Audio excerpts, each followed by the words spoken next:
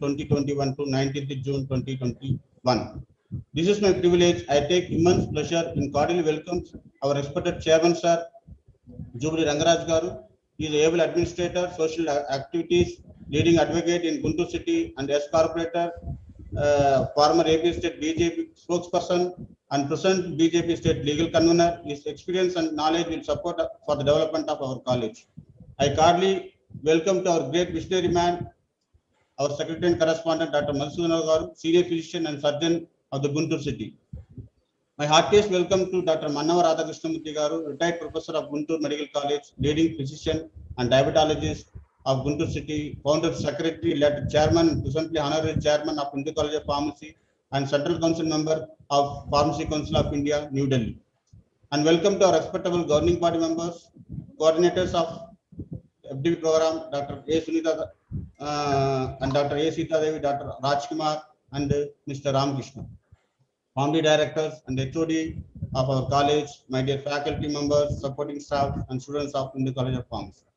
Hindu College of Pharmacy is governed by the reputed Hindu College and High School Council, which is serving in the field of education since 160 years and managed by eminent professionals and philanthropists.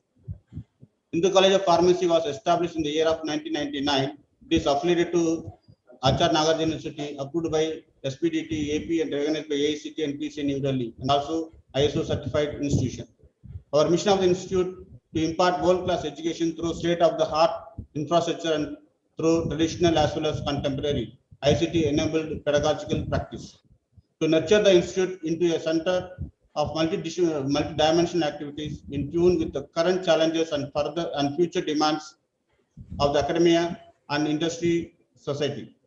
To see that students goes out of the college not only with the degree but with confidence, competence, caliber and conviction and preparedness for any task that challenges his or her knowledge or career. The main objective of this 5 days e-FDP program and teacher learning and evaluations, we have to the present pandemic situations.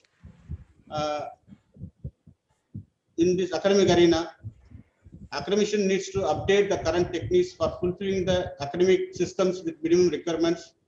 The teaching learning is main focus area for the accreditation process with maximum credit points among all criteria and also application process.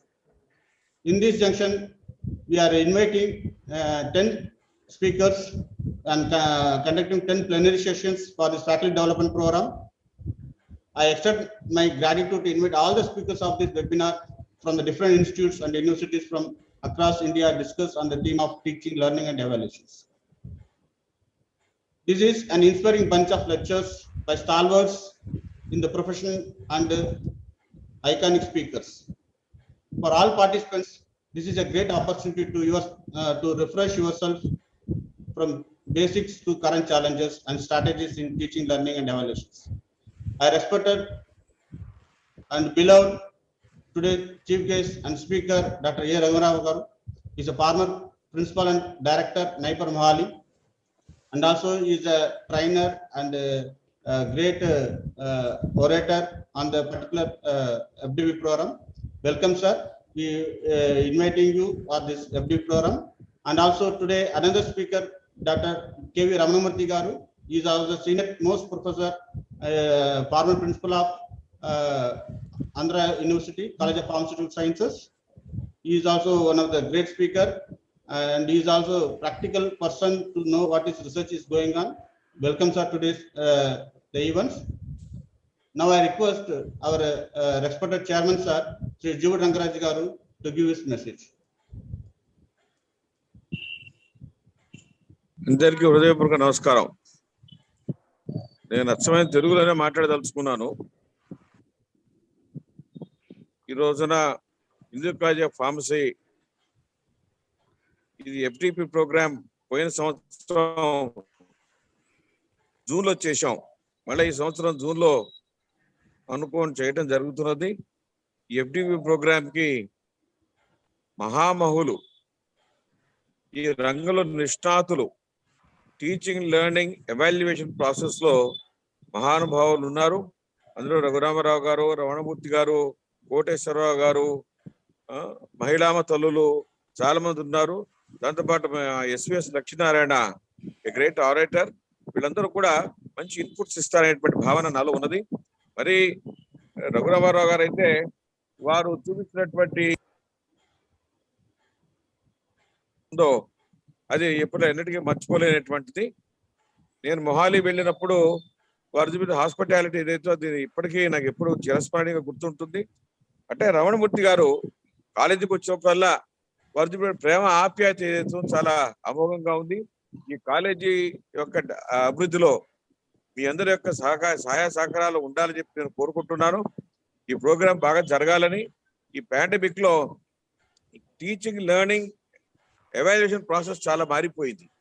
ఇప్పటి నుంచి class room కాస్త అయిపోయి అంత video conference లోకి వచ్చాం. కానీ evaluation students చేయాల్సి వచ్చినప్పుడు ఎవాల్యుయేషన్ అనేటువంటి ఒక పెద్ద ఛాలెంజ్ అయిపోతున్నది. నేను చాలా వాటిలో చూశాను. అసలు ఈ ఎగ్జామ్ జరుగుతున్నప్పుడు వాళ్ళు ఇళ్లలో కూర్చొని రాస్తారు, ఎట్లా రాస్తారో తెలియదు. కాబట్టి ఈ సిస్టమ్ ఏదైతే కొత్త సిస్టమ్ అనేటువంటిది మనం నేర్చుకోవాలి, అడాప్ట్ చేసుకోవాల్సిన అవసరం ఉన్నది. కాబట్టి ఇలాంటి వాటిలో పెద్దలైనటువంటి రఘురామారావు గారు, రమణమూర్తి గారు, కోటేశ్వరరావు గారు, వరలక్ష్మి గారు, మిగతా పెద్దలందరూ కూడా దీనిపైన ఎక్కువ ఫోకస్ చేస్తారని చెప్పి నేను ఆశిస్తున్నాను. తద్వారా హిందూ కాలేజ్ ఆఫ్ ఫార్మసీ ఈ రంగంలో ముందుకు వెళ్ళాలని చెప్పి అన్ని రకాల కోరుకుంటున్నాం. మీ అందరి యొక్క సహాయ సహకారాలు కావాలని చెప్పి అర్థిస్తూ నేను మరి రఘురామారావు గారికి, రమణమూర్తి గారికి, కోటేశ్వరరావు గారికి చాలా హృదయపూర్వక ధన్యవాదాలు చెప్తూ ఈ ప్రోగ్రామ్ ఇనిషియేట్ చేయడంలో ముందర నాకు ఒక బ్రెయిన్ స్టార్మ్ చేసినటువంటి మా సెక్రటరీ మధుసూదన్ రావు గారు ఇనిషియేట్ తీసుకొని చేయడం జరిగింది. వారి సదా ధన్యవాదాలు చెప్తున్నాను.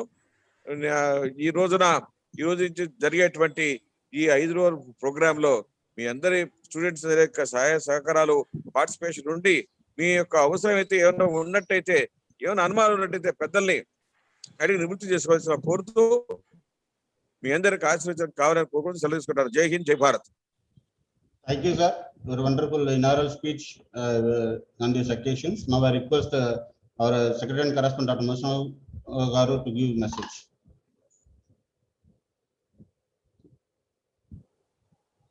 Namaste to all of you. Am I audible, sir? Yes, sir. Audible, sir. A hearty welcome to all the participants, guests, and speakers today, especially Chief Guest Dr. Raghuram Rao.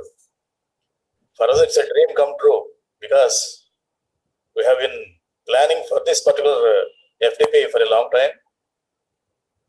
We actually were thinking that teaching is both an art and a science, and a passion and a profession. So the entire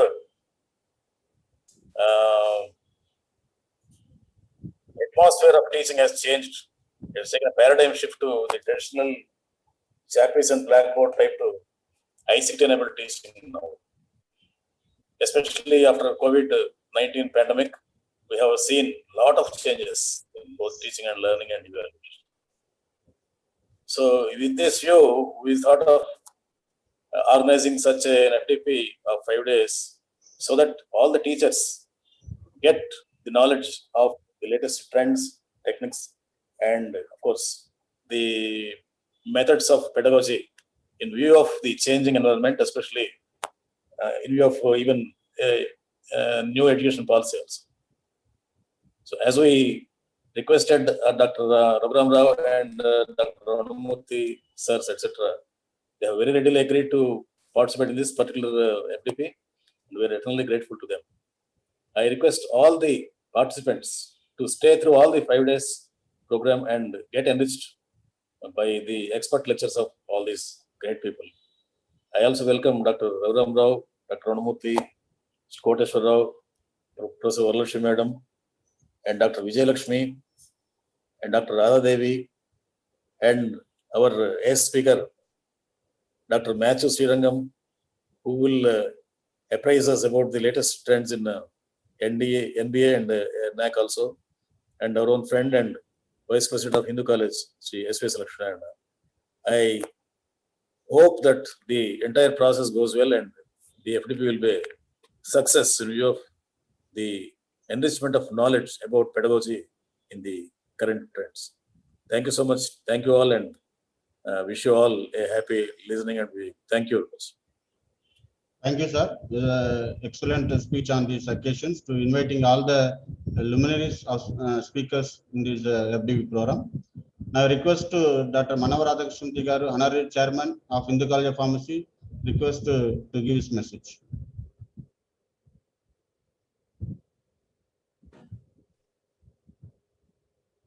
Good morning to everybody. Am I audible? Yes, sir. Audible, sir. Once again, good morning to everybody. On this auspicious occasion, I feel very happy that Hindu College of Pharmacy is inaugurating the FDP Faculty Development Program, a 5-day program for which a very big luminaries of this pharmacy were invited.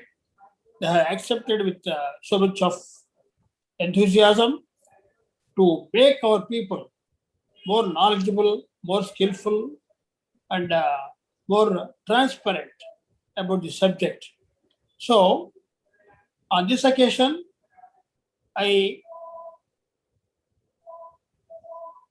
extend my thanks to Dr. Raghuram Rao Garu, who is a chief guest and chief patron of this, who is inaugurating this occasion, and also a stalwart in the subject, Professor Ramanamurthy Garu of Visakhapatnam, and all the others who are the speakers, already mentioned by Vice Chairman and Secretary Dr. Masood Rao. And it is a great occasion that faculty as well as the other persons also will be able to learn something about teaching, learning, and evaluation. As rightly pointed out by our chairman, Mr. Jubri Rangaraju, that teaching is okay, learning is also okay. Evaluation has become a major difficulty for evaluating the students and also assessing their ability, and also to assess how far the teacher is able to infuse the knowledge and skill to the students through online teaching. That has become a challenge nowadays. I feel there should be a development of some methods to evaluate also on this line. So, this 5 days is a big aspect in the history of Hindu College of Pharmacy, and also that will be useful for all the faculty members, especially the faculty who has completed their M.Pharmacy or PhD recently and joined in the faculty. That will be more useful about the teaching methods. There is a difference between online and offline teaching. Definitely, I feel there is some difference. The online teaching is rather difficult and also to assess. And to assess the students, whether they are able to receive whatever they are telling to them. So, we have to develop very good methods to infuse the knowledge to the students online in this pandemic period. Probably it may last for another few months. Then probably we will be able to teach offline in the classrooms. So till that time, we have to adopt this. To adopt this, our learner teachers, stalwarts in subjects, are going to teach us in these 5 days. All the faculty members, not only of Hindu College of Pharmacy, but also the other colleges, kindly participate and actively participate and raise your doubts wherever it is necessary. Thank you for giving me the opportunity to give some of my opinions about this particular subject. Thank you. Thank you, Ramanamurthy Garu. Thank you, Raghuram Garu. Thank you, sir. Wonderful benediction to on these occasions. Every youngsters or every upcoming teachers is very benefit for the this program. Now I extend my hearty welcomes to today's speaker. Today conducting 2 sessions. Session 1 will be Professor A. Raghuram Rao. Is discuss about online teaching, moving from challenges to opportunity. And session 2 by Professor K.V. Ramanamurthy Garu, and discuss from good to great teacher, the roadmap. So on the present new education policy, 2020 is mainly focused on training and evaluation basis. So, dear participants, please utilize these opportunities and give maximum inputs during the sessions. Whatever you have any queries, please to raise the occasions to update and upgrade your methodologies. Now I request Dr. A. Sunita Garu, HOD Pharmaceutical Analysis and one of the coordinator of this FDP program to act as a chairperson for the session 1, and Dr. A. Sita Devi, HOD in Pharmaceutics and coordinator of the e-FDP program to act as a second session chairperson. I request Dr. A. Sunita Garu to preside the sessions. Thank you, madam. Thank you for your introductory words, sir. It's indeed a great pleasure to introduce today's chief guest, Professor Raghuram Rao Garu, former director, NIPER Mohali. Before that, I take this opportunity to extend a warm welcome to Raghuram Rao, a man with great enthusiasm, talent, and exuberant personality. Professor Rao has over 36 years of teaching and research experience in pharma field. He strove for the development of University of Pharmaceutical Sciences, Kakatiya University, as principal, dean, department head, and board of studies chairperson. Never contented in his search for knowledge, he was awarded with PhD from Kakatiya University in 1991. He also achieved postdoctoral research from University of Münster, Germany, under DAD Fellowship Program during 1991 to 1993. His scholastic achievements engendered very active involvement in leadership in countless colleges, professional organizations, and universities across the world. Under his esteemed guidance, 25 PhDs were awarded and handled 10 major research projects. Distinction was inseparable from his studies as he constantly received numerous awards, citations, and scholarships. He was the recipient of the prestigious Dr. Manjushri Pal Memorial Award for Best Pharmaceutical Scientist in 2010. Sir has received Young Teachers Award in 1995, instituted by the All India Council for Technical Education, New Delhi. Awarded Bronze Medal at CIPRA Innovative Pharma Awards by CIPRA Labs, Hyderabad. Elected Fellow of Telangana Academy of Sciences, Telangana State in 2016.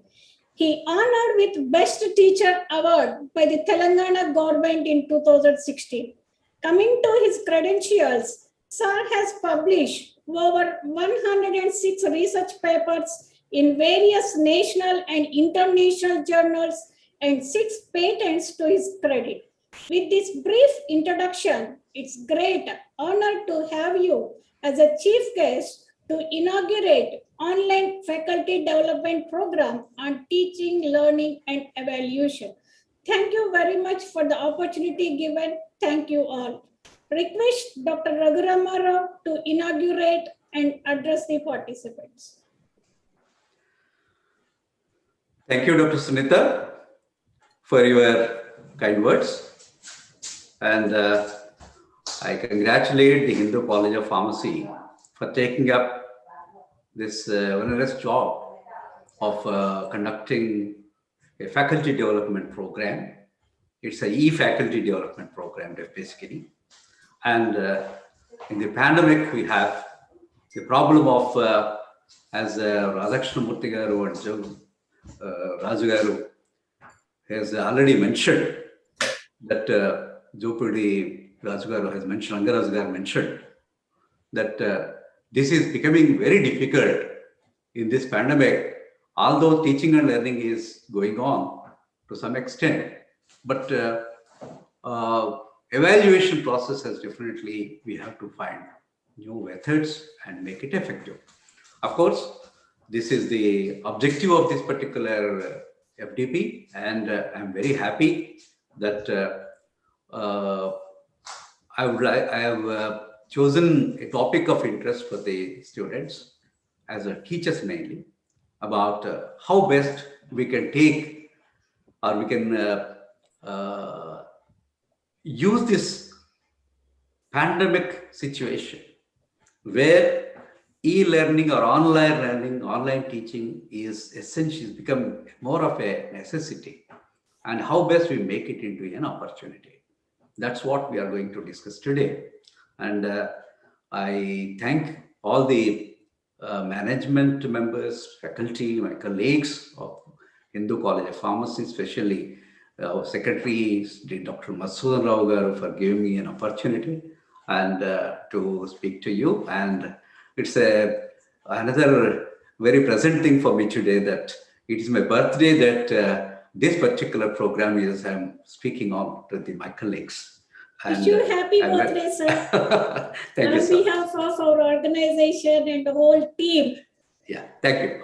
Masood Rao must have not, might have, may not be knowing, but he made me doubly pleasant by making it like this. Anyway, thank you so much. It's a very pleasant surprise. Many more happiness of day, sir. Thank you so much.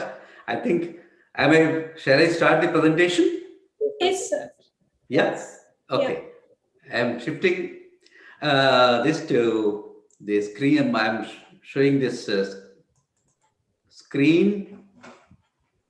I don't know whether this is.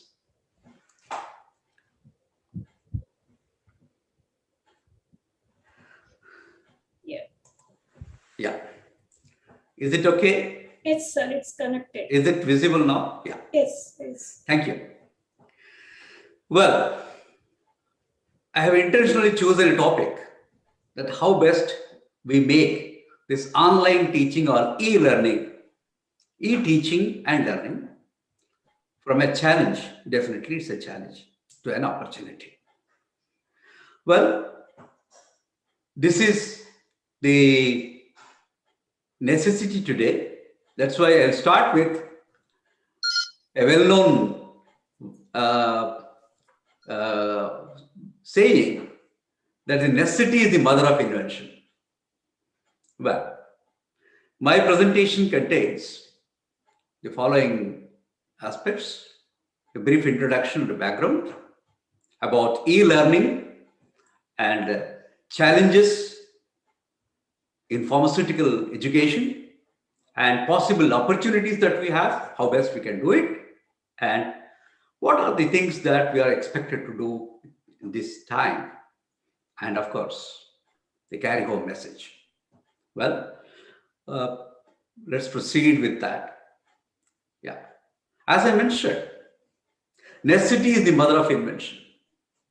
This is always true and more true now.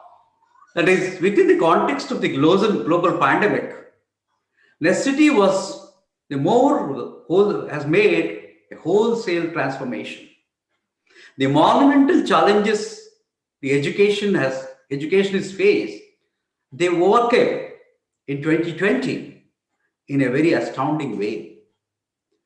Both from the preschool to graduate school, everyone has to adapt to online learning platforms and at a pace which is never expected in history. And this is what is going on. Every education is busy with some sort of device, and everybody is busy with this process. And pharmaceutical education is also a part of it. Well, during this pandemic, the World Economic Forum has presented a small presentation. What they say, during COVID-19, the entire education has been changed, and they say it is changed forever. And with schools shut across the world, millions of children, millions of students are already trying to learn something online. This is how The pandemic has changed. COVID-19 has resulted in schools shut across the world. Globally, about 1.2 billion children are out of schools, of course, classrooms. As a result, education has changed dramatically with a distinctive rise of e-learning process, whereby teaching is undertaken remotely and exclusively on digital platforms. Of course, research suggests that online learning has been shown to increase retention of information and takes less time, and meaning that the certain changes these changes have brought by the pandemic are here to stay. This is what World Economic Forum says. Well, let us go into the very brief background of this particular online education. Way back in 2008, Peter Drucker, a management guru, has mentioned that this is a prediction in 2008. We don't have any idea about pandemic. We don't have anything about any knowledge about any guesswork about this going on or going to come. But they predicted universities won't survive. The future is outside the traditional classroom. 30 years from now, the university campuses will be relics. This is what Peter Drucker told way back in 2008. Almost in the same time, International Conference of E-Learning for Knowledge-Based Society, an international body of e-learning knowledge-based society, said that by 2020, e-learning will be the mainstream and classroom teaching will be a just supporting part. This was the prediction way back in 2008. And they say by 2020, in fact, it happened now by 2020, we are forced to do this, although whether we are intended to do it or not, but we are rather pushed to do this rather by force. Well, let us briefly see what is this e-learning, or earlier called as distance learning. This formal distance learning began way back in the 1890s in the history. And of course, they used to call it as correspondence course. In fact, our seniors sitting in this auditorium, in this meeting, they must be knowing our Andhra metric and Usmania metric are very popular. They were in a way distance learning only. Well, anyway, and some of the very, very popular distance learners, you may be surprised, Abraham Lincoln, Thomas Edison, Henry Ford, and many, many more solvers, they had distance education. At that time, early media, at that time, what they have used? Correspondence, telephone, audio text, fax, cassettes, films, audio video method, devices, AV methods, and radio, TV, like that they have used. And of course, open universities have come into existence. And slowly, ICT media, information technology in the media has come into existence. And now we are moving from distance learning to e-learning. This is what a small background about this. Well, let's see what is e-learning. Definition, what they say. The use of internet and communication technology to do and support learning by students, both at distance and online, away from the campus. An alternative for face-to-face learning. Full e-learning adaptation may be 100% by e-learning only, internet or online. Or you can have hybrid models also, 30-70 blended and all that. And e-learning uses mainly virtual learning environment, and it is learning management systems which are to be made ready for e-learning to take place very effectively. Well, let us see how it has come into slowly evolved. E-learning has slowly evolved. I'm using please online learning and e-learning synonymously. The letter E stands for electronic learning. The pioneer of e-learning is Bernard Luskin, way back in 2001. He said, E stands for what? Of course, it's electronic learning, but he defined that it is exciting, it is enthusiastic, energetic, emotional, and extended, and educational. Anything could be e-learning. That means he came out with an idea that, or he says it is very exciting, enthusiastic, and energetic, and so on and so forth. That means e-learning has so many such components. It is basically internet-enabled learning. It is a storehouse of information, communication, training, knowledge, and performance management. And benefits, of course, plenty of benefits. It's very convenient, repeatable, media-rich, easy to monitor, and consistent, and many, many more advantages. Well, what are the key drivers for this e-learning process? New e-learning infrastructures is important, of course. Intranet and internet is very essential. The new technology means continuous learning, that is anywhere, anytime learning. It has become a reality now. And time is knowledge. Everyone in the world has got only 24 hours at the disposal. And each minute is valuable. And it is here in the e-learning process. Time is knowledge. Of course, we have to distribute a lot of workforce. We require a lot of support from various, as you know very well. We need so much of collective effort so that these things will become a reality. Of course, cost and competitive pressures are involved in this. Need to integrate learning into work process. Yes, this is very, very important. We have to convert this learning process into a work process. That means we must understand that we are trying to learn, and that learning is something like as a process where we are actually working towards learning. And there are several others. That means we are, this is a Nintendo generation sense. Yes, it has come all, everything has come suddenly without some basic, unprepared, but still we are forced to do it. That's what is happening now. Above all, it is a necessity today.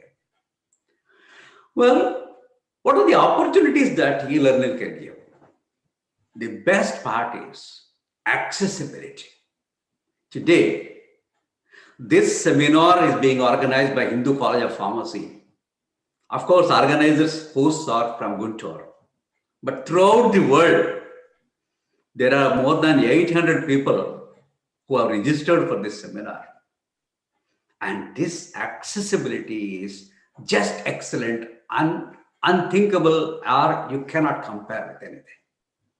And content, we can supply the content in a variety of ways, and in a good quality content we can present to every one of them. That's the beauty, in the sense that we are speaking to everyone personally, and that is going on in a best possible way, and a variety of material can be given, and quality, high quality content can be presented.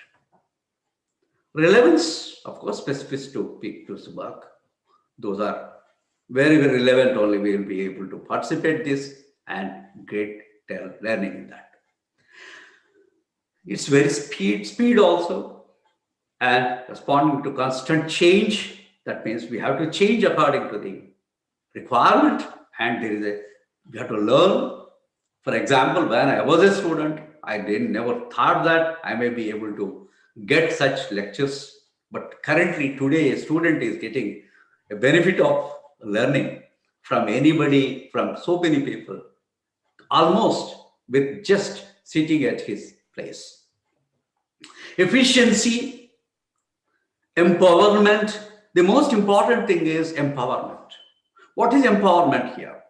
Putting the responsibility for learning in the hands of the learner. Yes, this particular lecture is being presented, and if somebody has registered, he will sit, he or she will be learning that, trying to learn that, and that responsibility is empowered totally to the learner. And it is present in YouTube also. You can repeatedly, we can go back, record, you can listen, and all those things are possible. And convenience, of course, is the best possible convenience. Of course, there is one cost. Of course, when we consider this much content can be delivered, then of course, training and all those things can be easy at a lower cost. Well, what are the obstacles? Well, we know that it is very advantageous, but there are certain obstacles too. Human, basically the most important. Change is always resisted by the nature. That is natural. Any change is not that readily welcomed. This is natural process, and human beings are no exception to that. Organizational. Well, we are used to do. Hindu college has been established more than 100 years ago, and the classwork is going on in a process, in a manner that is in a classical manner going on. Suddenly you want to turn entire thing into an e-learning or online learning, then the organizational problems will always be there. Cultural resistance. Yes. The moment you say it's all just on e-learning, just on internet, you learn, lecture, you listen, try to understand this, and write an examination, then people may say, what a funny thing is going on. So there is culturally, to accept a change, we require a lot of inputs. Instructional problems are there, obstacles are, especially in the context of pharmaceutical education, which includes a lot of practical component. It is a challenge, definitely. Instructional challenge is definitely there. We as pharmacy teachers are facing this problem in the more than any way. But let's compare to medical education. Medical education, they have made it online long ago. In fact, surgeries are being conducted. I have seen more than 20 years ago. Not more than 20, more than that, 25 years ago. Surgeries being demonstrated, because especially in Europe, what happened? Medical students never used to get that many number of patients. So patients were few, but teaching was required and students' practice was required. Then they made everything into video, and they made so many programs which are surgeries are done and instructions are given, examinations are conducted. I have seen that. So if medical education can be made into online, why not pharmacy? This is my concept. This is my view of you I would like to argue, or I would like to put forth today. Technological, of course, hurdles, definitely. It is technology-driven one. We have to be ready for that, and we have to understand that, and we have to practice that in a very effective manner. And the important is bandwidth. Bandwidth is, I need not tell to this audience what is the importance of bandwidth. And it is very important that we must have sufficient and good bandwidth so that we can understand these things in a clear manner. Interactivity. Interacting, unless we interact, you cannot prosper, you cannot improve. Interaction has to be there, very effective interaction must be there, and it is sometimes an obstacle in the case of e-learning process. Well, what are the others are something like old paradigms. Yes, new wine in the old bottle, old wine in the new bottle concept, like that. One-to-many teaching sometimes may not work. I'm teaching to about 500 students right now. I'm telling this particular thing. Sometimes it may not work also. And new learning, it's a new learning model, definitely. And there are certain teething troubles. And there are certain, some of the courses are designed. They are designed in the classical way. So we have to modify them, adjust them, adopt them to the current situation. And Blackboard use concepts of chalk and talk. We know that very well. We have to change. And of course, development cost. Yeah, I need not tell that the colleges have to develop new infrastructure and a new investment on this particular thing. Of course, it's a necessity. Above all, everything is, we are forced to do it, and it's a necessity. And how best we can convert this into an opportunity? Well, what are the methods by which we can learn it? Of course, I'm just spending some time on this before entering into the actual thing, how exactly we can change it to an opportunity. Let's see what are the various methods. Synchronous, asynchronous, instructor-led, self-study, web-based, computer CD-ROM, and video audio streaming, and so on and so on. Many, many methods are there. I need not tell to this audience. Synchronous means real-time situation. Right now, what we are doing that. I am taking a particular lecture. Everybody at the same time is just listening in real time. And the screen sharing, chat, desktop conferencing, online lecture, what we are doing is synchronous type of thing. Asynchronous, the time is different. You are sending the material to a person, they will read at their convenience. And this can be by different modes. There is one more flipped method, flipped classrooms. This I am going to take sometime later on. My second topic on this particular FDP, I have taken this flipped program. I am going to take that. And instructor-led, so many other methods in the e-learning process. Well, how exactly the e-learning has to be built? There is a culture has to be developed. The culture is the e-learning atmosphere has to be developed. That's what we call a proper environment, proper culture. In that, the learner and the presenter. I don't want to use the word teacher, a presenter. And there is one more component, administrator. Three important components are there. Learner first. What's the learner? The culture of the learner should be self-directed, self-motivated, self-regulating, and lifelong learning. This is the way one has to develop the culture of learning in this e-learning process. How about a presenter? However, the teacher has to do. The teacher has to do in a different way. He has to develop knowledge and skills and understand learning methods and facilitate learning. This is the most important aspect. A teacher or a presenter has to facilitate the learning process to happen and create learning opportunities.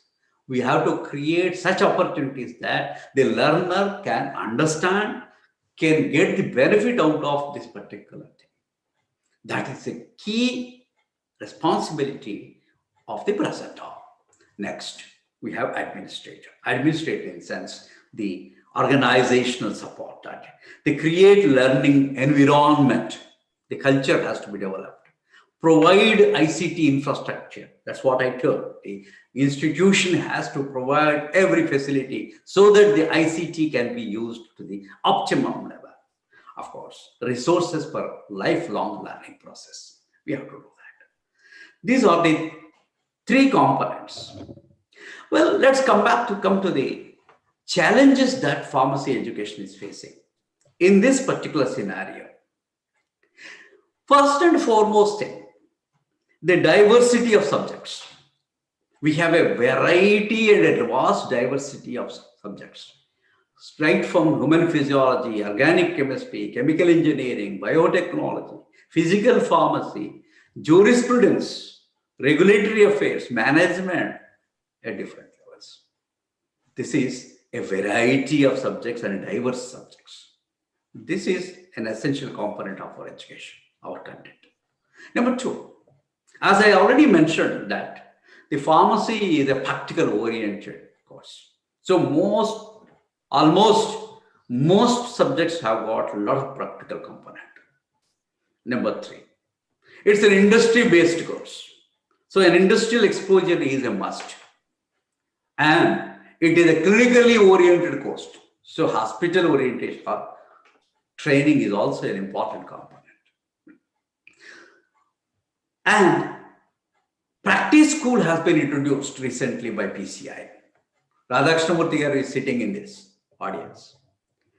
He knows very well that practice school is a very, very important component, and new PCI syllabus has included practice school also. And that has to be done through e-learning process. Well, project work, a small research project also has been made into mandatory to that. Of course, we have a diversity of student population. I need not tell to the audience who are teachers, mainly teachers. My colleagues know very well that what's the diversity of student population is.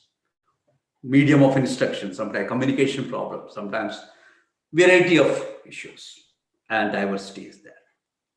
Next, most important, student expectations. Well, students compare themselves with other professionals. How an engineering student is doing, how a medical student is doing, how their contemporaries are doing, and how they are faring, and what are their expectations.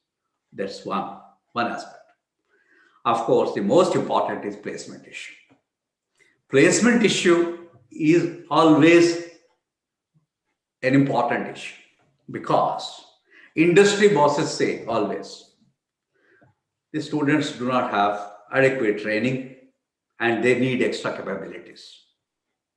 And if they want to work in a hospital, they say they don't have that much of exposure, not enough exposure.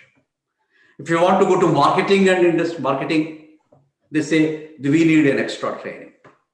In the regulatory field, if you want to go, they need an update of knowledge. Let me tell you, I am speaking about B Pharmacy course. I am not speaking about other courses like B Pharm and Pharm D I am speaking about. But M Pharmacy and other pharmacy PhD courses, we are not covering that. Mainly these are the basic sciences and undergraduate course where these are the issues we are facing. These are the challenges. Well, what are the opportunities we can do?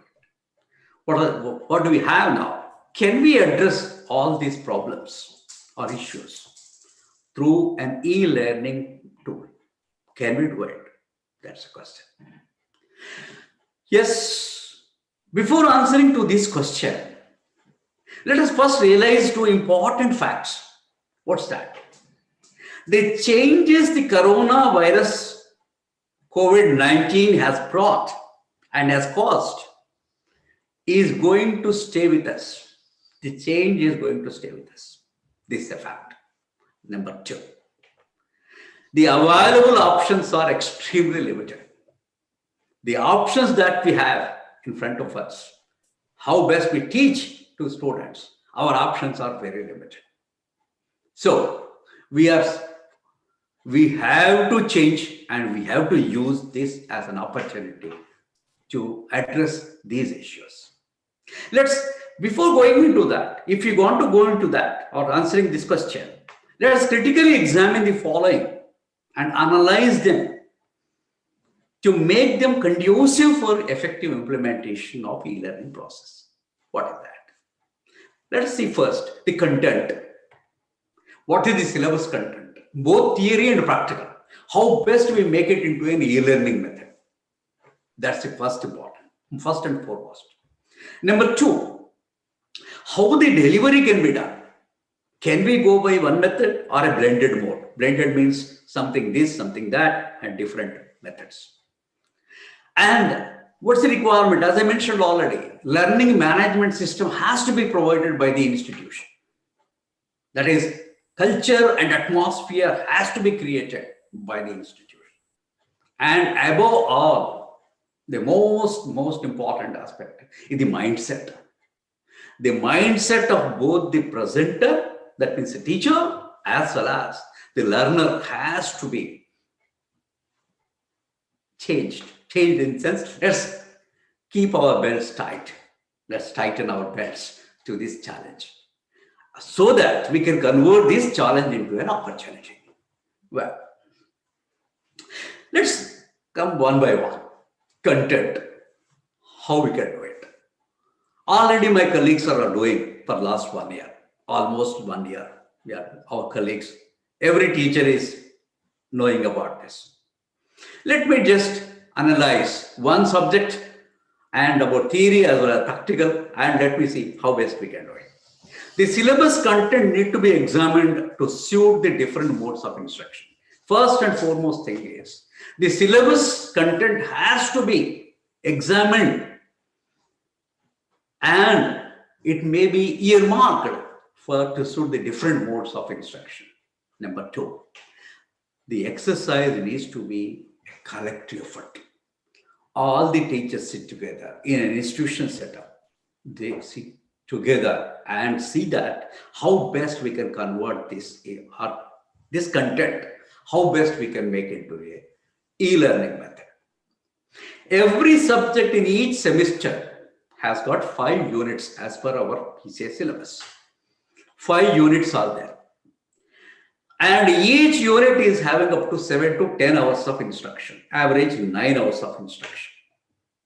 Well, let us take that 9 hours into, or 10 hours into, convert them into 3 to 4 types of modes of teaching and learning. Synchronous type, asynchronous type, flipped, instructor-led, and group discussion and self-study. These are the 5 modes we can do it. Of the 5 modes, let us divide this content. I am taking one unit. One unit has got about 9 to 10 classes. 9 to 10 hours of instruction, let us convert it, divide into these types. Of course, it's a huge exercise. It's definitely a very, very huge exercise. But once we do it, it gets automatically stabilized as well as improved over time. Definitely, every new thing will have its own problems, teething troubles. I have taken my own subject, organic chemistry. Okay. Students say this is the toughest of all. In fact, so many colleges have stopped taking M-Pharmacy with medicinal chemistry or organic pharmaceutical chemistry branch because there are no takers also, because the subject is like that.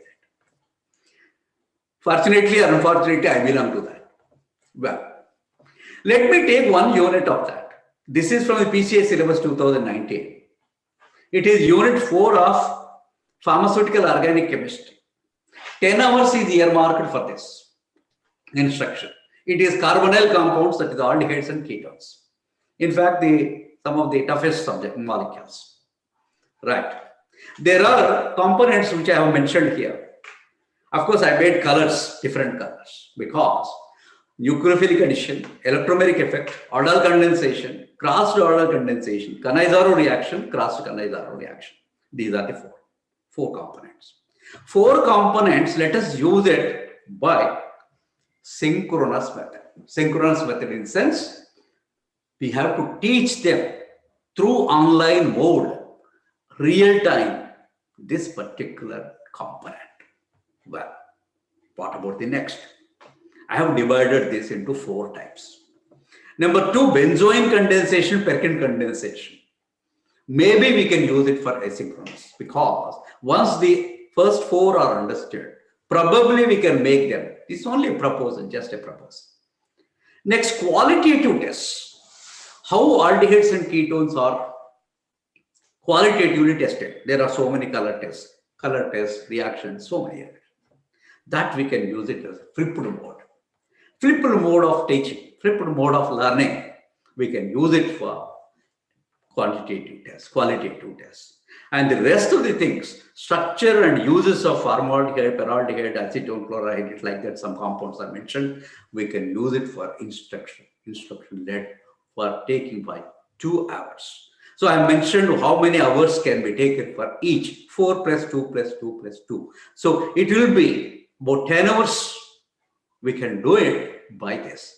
I think most of my colleagues are already doing this because it's not a new thing for them, because this subject they have been teaching and this particular mode they must be already following this.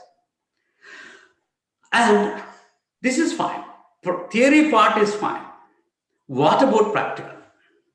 This is the toughest thing to do it. Definitely. As many of you agree with me, this is the tough part of e-learning. How can you do a practical online? This is a problem. Again, let us convert this into 3 to 4 modes. And modes can be again synchronous, asynchronous, flipped, instruction-led, group discussion, self-study, like that. It is again a huge exercise, but once we start doing that, it gets this thing. Well, while we are speaking about practical component, my colleagues are already doing one particular, that is, they are showing videos. Videos of practical classes they are showing to the students. But today we have a component, a new component, that is virtual laboratory concept. What is virtual laboratory? Virtual laboratory has been a concept, although we are now learning it about it, because we are pushed through that. This may appear to be new, but this concept has internationally come up way back from 2000 onwards. Virtual laboratory concept has come up from 2001 onwards. In 2004, there was a review by Journal of Chemical Education by Woodfield. It's a classical review he has mentioned about how our virtual laboratories can function, can work. But please remember, by design, a virtual lab cannot be identical to an authentic wet laboratory. What we are doing is wet lab. Wet lab and virtual lab are entirely different. However, by weighing the benefits of virtual laboratory against a traditional laboratory setup, an argument can be made that virtual labs can be equivalent to in value to the learner because they address different learning styles. This is the most important aspect. Sometimes we say that every student will learn in his own way. Sometimes a very good student in theory may not be good hand in practical. Sometimes a student who is not that good in theory, but an excellent hand may be there because the learning is different. And a virtual lab can give that opportunity to everyone and offer a more flexible and open-ended environment for a learner for inquiry, for understanding, questioning, that you'll get it. Virtual lab will give flexibility, a lot of flexibility. It may be conducted anytime, anywhere. This is another beauty. That is, virtual laboratories, once we set up that, once we give that, once we offer to a student, that can be conducted anywhere, anytime. No time is needed for equipment setup and wait for results. No time is required. It lessens safety issues. Most important, our safety issues. Today, we are facing this issue because most of our laboratories, we don't follow, it's very difficult to follow a very good environmental safety systems. Lower cost, of course. No lab equipment is required, materials are not required, laboratory space is also not required and all that. Well, these are advantages. What's more important is personalization of virtual labs. This is a beautiful concept of personalization. What's that? Every student actively participates. This is very, very rare in our wet laboratory. However, there may be 20 students or 30 students in a batch, 15 students in a batch also. Every student participating actively is difficult in even wet laboratory. But in a virtual lab, every student becomes active, has to actively participate. Multiple scenarios can be presented for students, which is very difficult in a wet lab. Students can repeat the experiments multiple number of times in a virtual setup. Students receive prompt and personalized feedback, which is not possible sometimes in our wet laboratories. It provides boundaries and goals towards instructional goals also. During the instruction, we say what are the goals, what are the boundaries, what are the limitations to this particular study. That we individually, personally, it's rather difficult to do it in a wet laboratory. Limit the range of exploration to something manageable and challenging, but still allow for inquiry, exploration, and discovery. This gives an opportunity to a student to inquire about, to learn, critically analyze what exactly he is doing, and can question what exactly he is doing. This is the beauty with virtual laboratories. Well, Woodfield has come out with a word called cookbooking. What is this cookbooking? A significant fraction of students go through the wet laboratories with little idea about what they should learn, but narrowly follow a written direction of the instruction of the experiment to get the expected results. That means students hardly understand what exactly they are going to do in the laboratory, and they follow rather blindly the instruction of the practical, rather blindly in a collective manner, and that they conduct it and complete. As they have to get some result, they will show the result and go. This is what Woodfield has mentioned way back in 2004, cookbooking. And he studied on that. He gave the results. The results are presented in reputed laboratory in the journals. Journal of Chemical Education is the International American Chemical Society journal. He published in 2004, saying that this is the significant drawback with the wet laboratories. Whereas virtual laboratories will be free from this particular thing. The study suggests that the prime factor behind the tendency to cookbook is the rigidity imposed in the instructional laboratories. In the laboratories, we say, you take this, add this, mix it, do it, keep it, filter it, recrystallize it, submit it. This is what an instruction is. And you have to complete within that particular period and complete and get some results, show the results. This is what the student understands. He has to mechanically come and do it, get the results, show the results, get the grade and go away. Whereas in the virtual laboratories, this concept is rather avoided or lessened. Of course, here again, I have taken the same subject PCI syllabus where the practical instruction is there.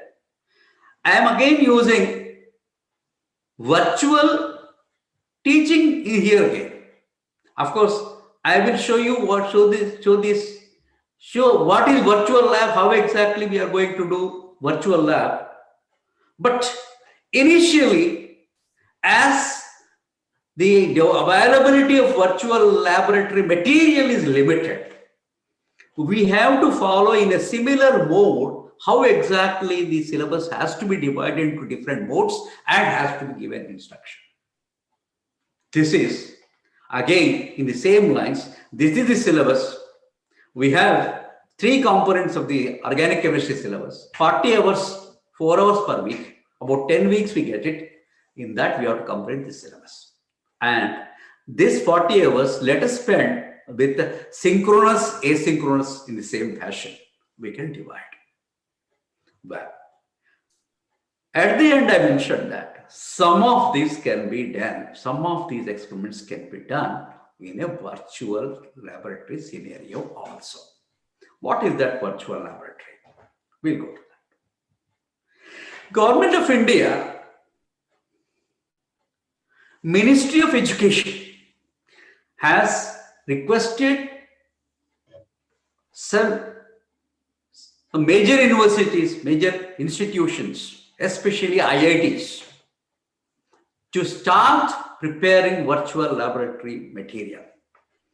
And there are about 10 institutes which have come up with the virtual practical laboratory material, which is readily available to every one of us.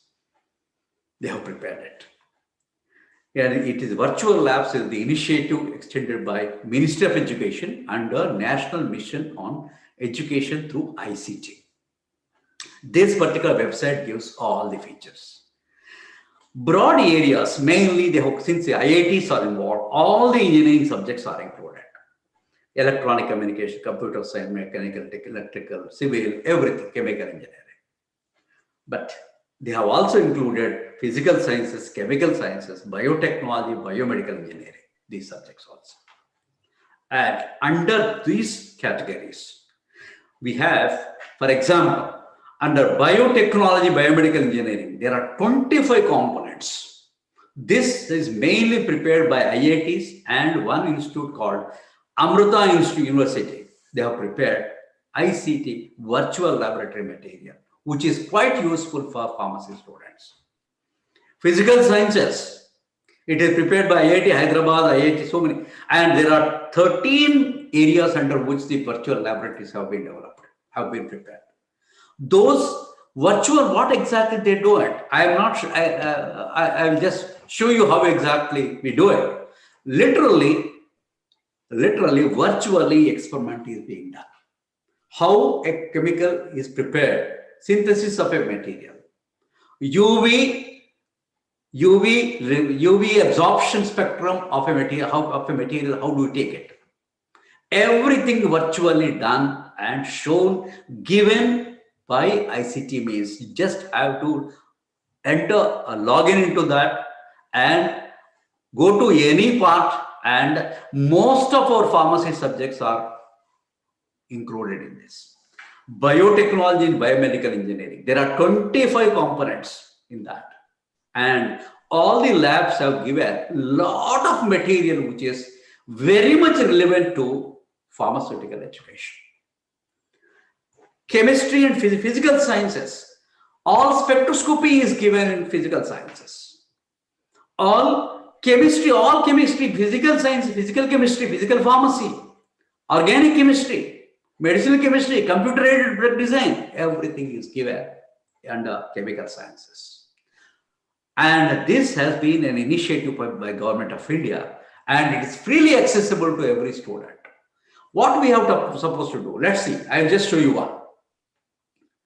This is a biochemistry virtual lab developed by Amrita. Amrita University has participated in this virtual lab preparation, and they have given biochemistry virtual lab. And list of experiments are exactly our BPharm experiments. Everyone is given in a virtual fashion. Just click onto that, you get entire virtual laboratory and you do the experiment just by clicking on the respective one. I am not able to show because this particular mode I cannot do it, but whereas in YouTube they have already loaded all these things, you can just get into that and do it. Just click on the subject, click on the experiment, you can see how best we can do that particular experiment. And all these experiments are part of our syllabus. Just we have to log in into Amrita value level at the rate of Amrita, and you just get all the information. You can do the experiment number of times because you can repeat. Well, today, based on this, we have a new concept which has come up. Virtual reality, augmented reality, and mixed reality. Of course, these are very, very similar words. Let me tell you. An artificial environment which is experienced through sensory stimuli, such as sights and sounds provided by the computer, in which one's action partially determines what happens in the environment. How exactly you are putting, how exactly you are titrating. Titration with which particular indicator you are doing. Try half a dozen indicators. Do a titration yourself. Find out what is the result. Calculate. Do it virtually. This is what a virtual reality is. Of course, different degrees of virtual is there. There are interactive modes. There are demonstration types. So many are available. This definition can be applied to many different types of activities. But modern virtual reality typically refers to experiences that takes place while wearing a head-mounted displays or headset. Yeah, this is for doing in the value labs of our Ministry of Education, what they have developed. We don't require a headgear or head-mounted a display or method, a headgear we don't require. A three-dimensional headgear we may not. But to see an augmented reality in this sense. Say, for example, a fluidized blood dryer. How exactly a fluidized blood dryer is operating? You can use an augmented reality experiment in that. You have a 3D lens, something like that, headgear you have to use, and you have to enter into fluidized blood dryer and see what exactly is happening in that, which is very difficult to even explain in a wet laboratory situation. Even if you go to a fluidized blood dryer also, you may not be able to see what exactly is being done inside that while it is being operated. But such opportunity is there today. As I told you, some of the problems that we face, say for example, some experiments we cannot do in the laboratories, even if you the most sophisticated laboratories also, some experiments you cannot do. Say for example, a simple Friedel-Crafts reaction you cannot do in the laboratory because it requires high temperature, high pressure. No, you cannot do it. Simple hydrogenation you cannot do it. Simple drying and mixing using a tray is difficult to do it. In an industrial setup it is possible, but in the laboratory sometimes very difficult. Even if a coating pan also, coating in a particular way, in a proper way, of course, as laboratory coating pan is available, but it's not actually giving. It may give some idea, but actual industrial knowledge about that particular instrument, how best we can use it, make use of it, and develop skill on that.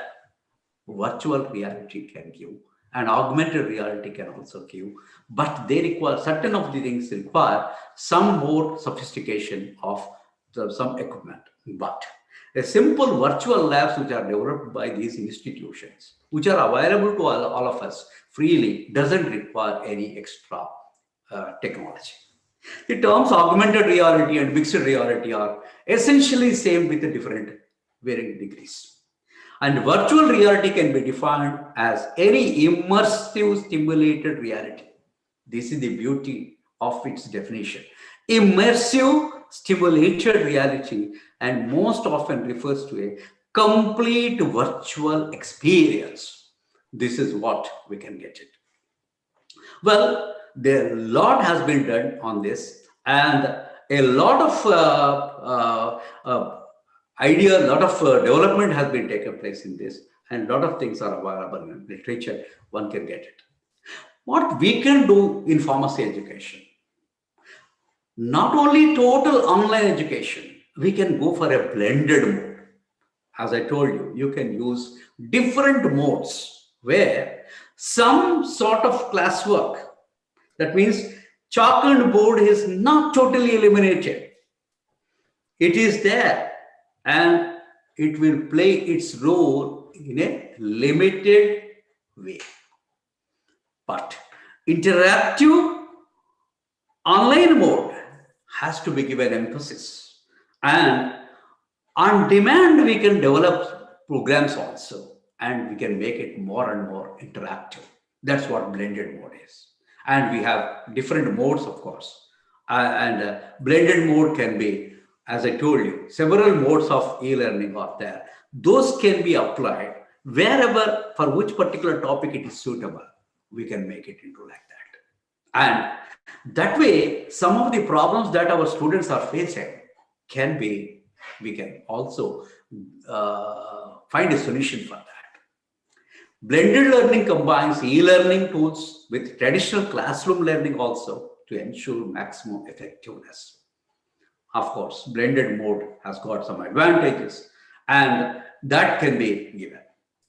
Well, before, since there is a question about evaluation, yes, online, although my presentation is limited to teaching and learning only, evaluation I am not covering. But since this is a question faced by every one of us, there are already studies conducted, the results presented, and how best we can evaluate them in this online mode. A lot of work is already done on that. And a lot of solutions, a lot of suggestions have been given in that. And that we can take it as into consideration while we are evaluating the students. It's not very difficult at all. Again, using these blended modes, we can have modes of evaluation. And learning management system, as I told you, this is very important in all these processes. The management systems, that means the institution has to provide necessary administrative features or methods which can control, track, control, evaluate, integrate all of them into an atmosphere that suits to an ideal learning atmosphere. That is what is required. And every one of us has to get prepared for that. Well, as I told you, to adopt this new technology, adopt this type of teaching and learning process, the mindset of the learner as well as presenter is important. Let us speak about, since this is a faculty development program, let me tell you, as teachers, let us first lead by example. Let us first adopt ourselves by example. Don't fear or dismiss this transition before trying it out. Just let's try this with a positive mindset. Let's not dismiss this and try. Before trying it, don't say that we are going to fail. No. View this as an opportunity for students, particularly those of whom the face-to-face classroom poses some challenges. We know some students definitely have some challenges, especially to target them. Can we do something in this? But this is a good opportunity for all of us to do that. We can all learn from getting out of let's all get out of our comfort zones and try the new ways of delivering the content and engaging with the students in a more effective manner. Again, these are not ideal circumstances, definitely, to do all these experiments at once. But there will be serious limitations, but still we can win. Lastly, what is the message that I would like to give to my colleagues who are sitting in this particular presentation? My friends, the positive bent of mindset is most important. If one of the things we hope to teach our students is love of learning, an eagerness to explore and think critically about the possibilities and challenges that are posed to us in life, then what better opportunity we can get like this than this to model those mindset for them, to develop them like that. We as teachers are supposed to love learning. Let's show our students that this learning process can be an exciting, rewarding, and educational. Even in all of its challenges, with all its challenges and a lot of messiness. Let's show our students that love of learning is perhaps the best tool we can offer and help them to adjust to these strange times. But don't assume failure before we start about this. This is the message I would like to give. And I'm going to prepare for all these subjects, most subjects, what mode can be used and how best we can do it. In fact, through this medium, I would like to inform every one of mainly students that I'm coming out with a website, a free website for the students to go through, to prepare how best this online mode can be made use of. And for each subject, each topic, how best we can prepare. I'm trying for that. Let's hope I will be successful. I'm coming out with a positive bent of mind, and possibly I may be successful in the time to come. Thank you everyone for your attention. And I will give these are the lot of material is available. Most of it is online again. And this is the references and the suggested reading for this particular topic. These are the things that are covered. You can also go through, a lot of material is available online. Thank you very much for your kind attention. And I love questions, if any, some of you are posing. Thank you once again. Jai Hind. Thank you, sir. Thank you for your wonderful and an amazing session. The content of the presentation was so in line with the target audience requirements. It's very insightful and interesting session. We hope treasure your valuable time with us will be useful for the audience. Sir, I have covered the chat box. Most of the participants have sent a birthday wishes, then asking the questions. Thank you very much. So nice.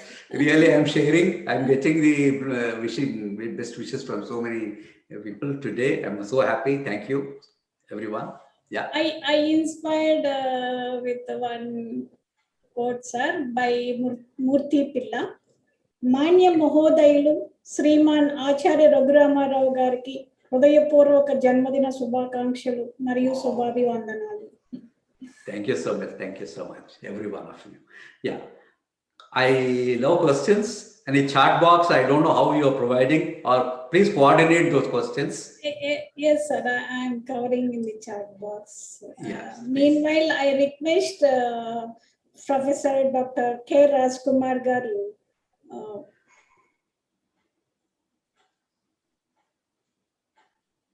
interact with our speaker, Dr. Raghuramaravu. Yeah.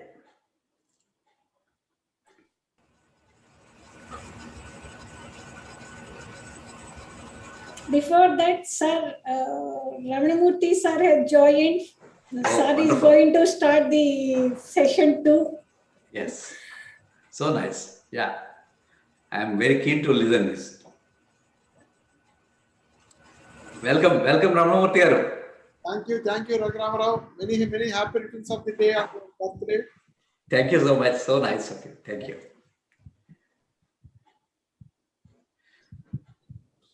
Rajkumar Garu, please interact. Please, sir. Sir, happy birthday to you, Yeah, thank you. and Yeah. good morning, one and all. Sir, actually, your session was very useful and it is highly tooled, sir. There are a lot of questions regarding this e-teaching and e-learning, but in spite of that, we were spellbound that there were no questions or no doubts about it after going through your presentation, because we usually find it as a difficult task to make students absorb all the content. But when you said you have shown a lot of list of ICT methods, and it has cleared all the doubts. So I think that's why even in the chat box, not much questions and more greetings for you. I was thinking that this will inspire so many to question, because it's a tough thing, and senior persons are sitting there. Dr. Kadam is sitting. Somebody, yeah, okay. There must be some questions in the chat box. Yes, I am expecting, and I would like to. Yeah.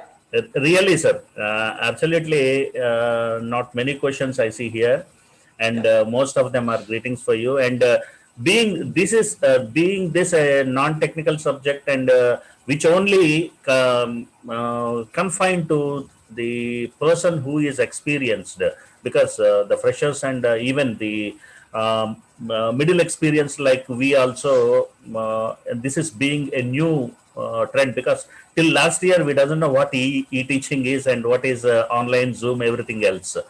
Yeah. Because as you said, chat and talk, we kept on doing that, and of course sometimes with PowerPoint presentations and some videos. But this has showcased a lot of things, and it has raised the curtain for new trend of teaching and learning as well, sir. Very nice of you, sir. We were enlightened, and the content is very useful also. We will be happy if you can share the PowerPoint presentation in the YouTube also. Thank you, sir. Yes, I have already sent to you, Sunita. Right, sir.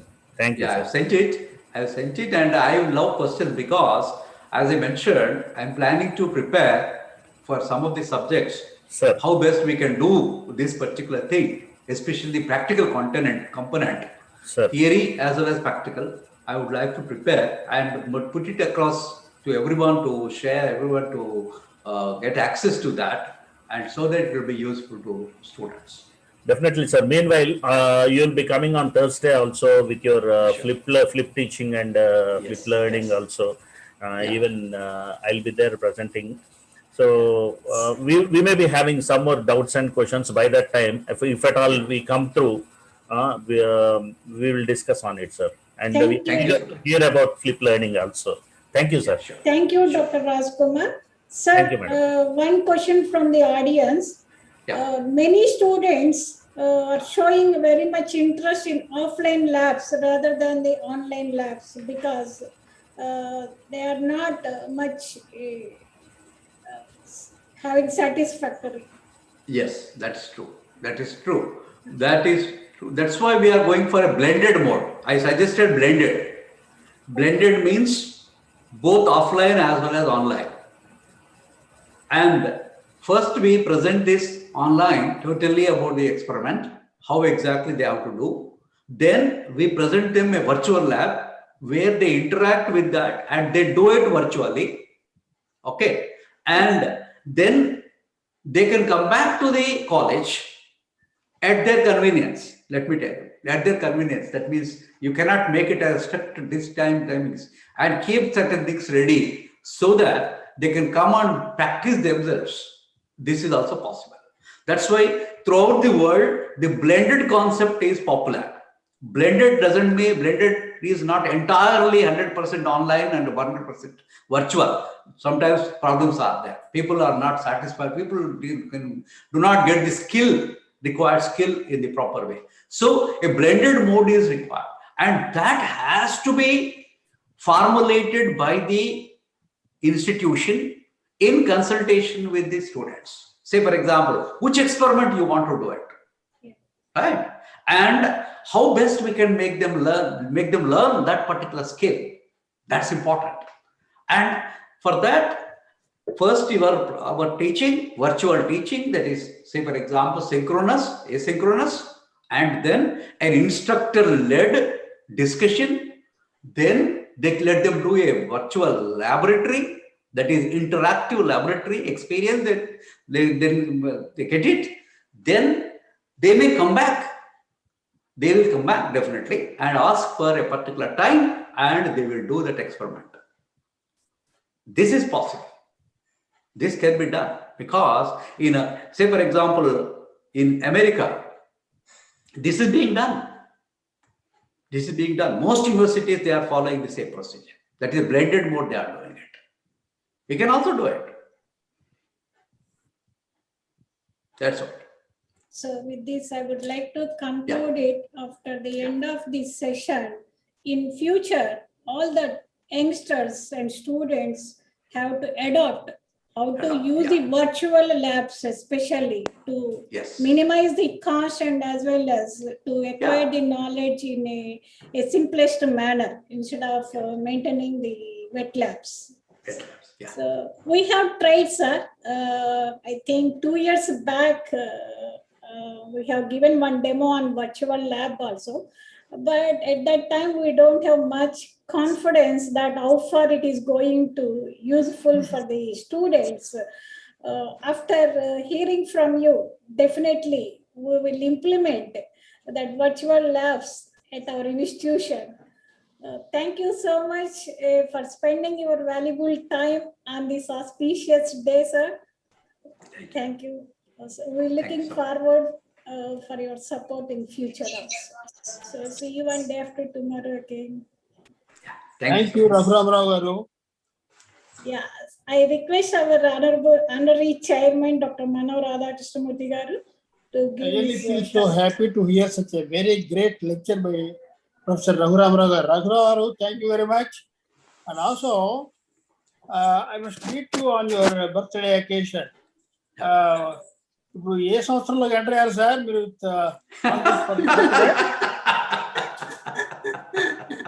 I'm 61 now. Oh, right. At this age, you have given such a very good lecture. We are very happy to hear that, sir. Thank you. Only one is pondering in my mind. Yes. Okay, the advantage of this high technology and all that, in the present pandemic, we are able to convey our message through this communication skills, through this internet and all that. Yeah. If this pandemic happened about 25 years ago, yes, technology is not there. Exactly. What would have happened to our education? Yes. What would have been the methods which would have followed? Yeah, that's always lurking in my mind. Why? How would it happen? Yes. At least, luckily, it happened now. We are learning. Yes, sir. Yes. Yes, sir. In America, sir, I quoted the papers, some papers, you please read. They have done it 25 years ago because the very high cost in the education, especially laboratory courses, all laboratory courses, wet lab courses. The expensive thing of these courses made most students away from the university. They could not afford. Then these people have come out with virtual laboratory concepts, and they taught a large number of students, mainly students who are working in industry. They wanted to upgrade their skills. For that, the virtual lab concept has come out, and now it is more than 20 years ago they established this concept. That's the reason why in America and Europe, the online teaching mode, they just turned into online mode totally without any much effort, because it is already there. For us, it is everything becoming very tough because we are not much used to that. Yes. This is what the actual thing. When we go through the literature, it is coming like that. And as you rightly mentioned, evaluation is a challenge. There are evaluation methods mentioned, and they have come out with all the research findings about how evaluation can be done and how successfully they can evaluate. That's all. So, Thank you very much. yeah, thank you. Thank you, sir. Thank you for your valuable Yeah. clarifications. Now I request Dr. A. Sita Devi to proceed for the session 2.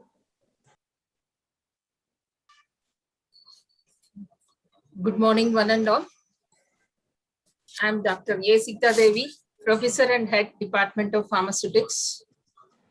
On behalf of Hindu College of Pharmacy, as coordinator of today's program, it gives me an immense pleasure to welcome you all once again to this second session of e-FDP on the topic from good teacher to great teacher, the roadmap. I believe that a great teacher is the one who helps students not only to reach academic achievements, but also to become the best version of themselves. Today, we are very fortunate to have a great teacher, Professor K.V. Ramanamurthy Garu, to present this extraordinary topic with us. I feel it's a great privilege to welcome and introduce today's speaker, Professor K.V. Ramanamurthy Garu, who is currently working as a special officer in the Center for Advanced Scientific Research, RUSA 2.0 at Andhra University. We heartily welcome you, sir. Professor Ramanamurthy completed his bachelor's degree from Andhra University and also master's degree in pharmaceutical technology from Andhra University. Sir also completed his postgraduate diploma in applied statistics from Andhra University. In 1987, Sir completed his PhD in pharmaceutical technology from Andhra University. Sir started his career as UGC Research Fellow in 1982 in the Department of Pharmaceutics, Andhra University, and later promoted as Assistant Professor, Associate Professor, Professor with higher grade pay, and retired from service in September 2020. And presently, he is reputed as Special Officer, Center for Advanced Scientific Research, RUSA 2.0, Andhra University, Visakhapatnam. Coming to his research activities, his areas of research interest include controlled release dosage forms, evaluation of natural gums and polysaccharides for their applicability as excipients, development of oral lipid-based formulations for improving oral bioavailability of poorly soluble drugs, biopharmaceutical studies, development and evaluation of vesicular drug delivery systems, and chronotherapeutic drug delivery systems. There is no value for a knowledge that has not been shared. More you share, more it will be. Sir has shared his knowledge with thousands of students in his entire career, including me, and especially guided 141 MPharm students, 65 PhD theses, and 1 postdoctoral student from Nigeria. Sir has published 180 research and review articles in various peer-reviewed journals. He presented 95 research papers at national and international scientific conferences. Sir has completed 12 research projects sponsored by various government funding agencies. Apart from all, Sir won 4 patents for his excellent innovations in the field of pharmacy. Sir has been invited several times to United States of America and Japan for various paper presentations, research activities, and guest lectures. In his 38-year-long career, he held various administrative positions, which include Principal, AU College of Pharmaceutical Sciences, Chairman, Board of Studies, Member, Consent for Operation, AP Pollution Control Board, Member, Environment Waste Disposal Committee, Academic Coordinator, NASA, Member, NAC Steering Committee, Placement and Training Officer, and Member, Vigilance Committee, Andhra University, Visakhapatnam. Sir also served as Inspector, Pharmacy Council of India, AACTE, referee for various international scientific publications, editorial board member for various journals, member board of studies, Sri Venkateshwara University, Tirupati, Acharya Nagarjuna University, member board of research studies, Bizu Patnaik Technological University, Roorkela, and member of scientific screening committee for APS USA. For his excellence in the field of pharmacy, he was honored with many prestigious awards, which include Dr. LVG Nagans Professor CJ Shishu Best Researcher Award in Pharmacy by Association of Pharmaceutical Teachers of India in 2019. Srishti Gandhian Young Technological Innovation Award as mentor in 2019. State Best Teacher Award in Pharmacy by Government of Andhra Pradesh on September 5, 2015. Dr. Sarvepalli Radhakrishnan Best Academician of the Year 2010 by Andhra University. APTI Teacher of the Year 2009 by Association of Pharmaceutical Teachers of India. AP Scientist Award 2007 by Andhra Pradesh State Council of Science and Technology. Sir was awarded with $500 as travel grant by APPS for the presentation of paper at 2006 APPS Annual Meeting and Exposition, San Antonio, USA by UGC and AICTE. Awarded Best Teacher Award 2005 by Andhra University and selected by Andhra University for the award of International Study and Research Grant for conducting research in a foreign country for a period of 2 months with a grant of 1 lakh rupees. So we are very fortunate to have an amazing speaker like you with us today in this prestigious event, sir. With this brief introduction, I invite legendary personality, Professor Ramanamurthy, sir, to deliver his presentation on From Good to Great Teacher, the Roadmap. Sir, we are eagerly waiting for your presentation because every teacher has a dream of transforming from a good teacher to a great teacher. Thank you, sir. Thank you, Dr. Sita Devi, for your nice words spoken about me. And I can proudly say the greatness what you are attributing to me is because of my great students who worked with me throughout my career. In fact, it is majority of the credit goes to the research scholars who have contributed to my growth. And of course, they have also grown in their career with this particular growth. And thank you very much. Professor Dr. Radhakrishnan Garu, Honorary Chairman, Hindu College of Pharmacy. Professor Dr. Madhusudan Rao Garu, Chairman, Dr. Madhusudan Rao Garu, Rangaraj Garu, Principal Govindarajan, my good friend Raghurama Rao, faculty members, and all the participants. A very good morning to all of you.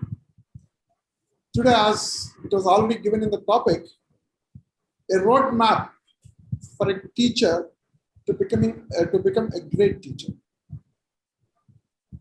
I hope, I think I would like to share this. Yeah. I think I'm sharing my screen, right? Yes, sir. Yes, sir. Are you able to see my presentation? Yes, sir. Yeah. Sir, one more request. So please disable the annotation tool, sir. Pardon? Disable annotation tool. Annotation.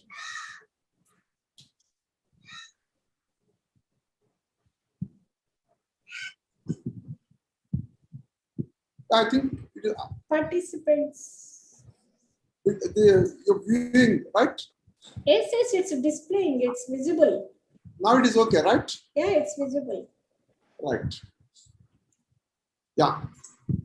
The inspiration for choosing this topic is my great teachers who shaped me in this way. You remember few of them. The great Professor V. Subbarao Garu, Professor E. Venkatrao Garu, Professor K. Sambamurthy Garu, Professor P. Allai Garu, and my PhD guide, Professor K.P.R. Chaudhary Garu, and Professor N. Vishwanathan Garu. So I can name many of my teachers, many of my teachers who are responsible for making me this path as a teacher in profession of pharmacy. So,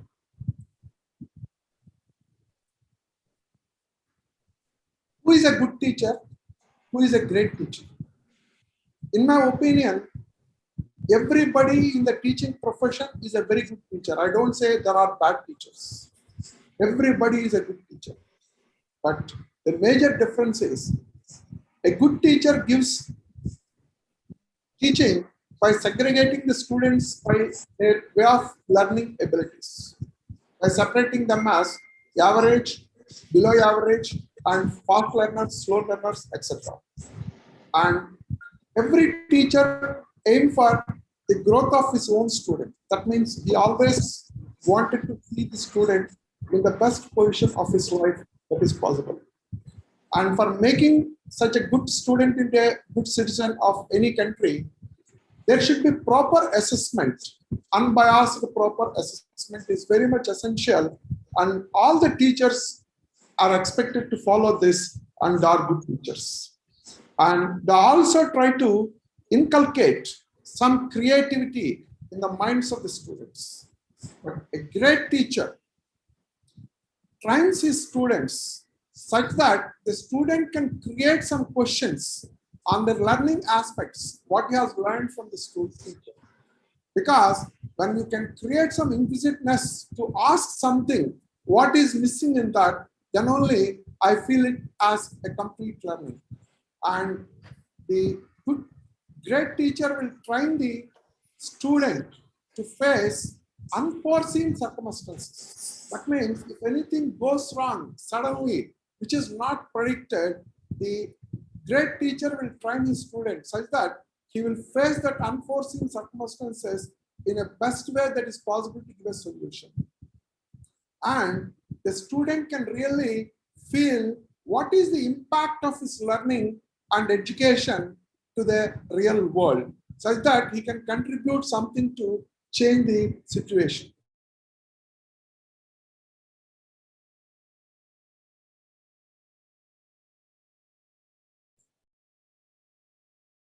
Sir, Ramamurthy, sir.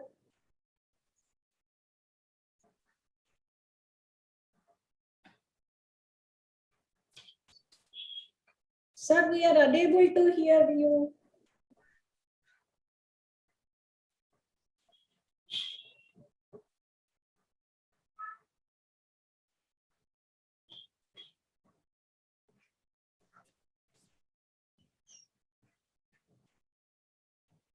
Sorry for the interruption. There is a net issue.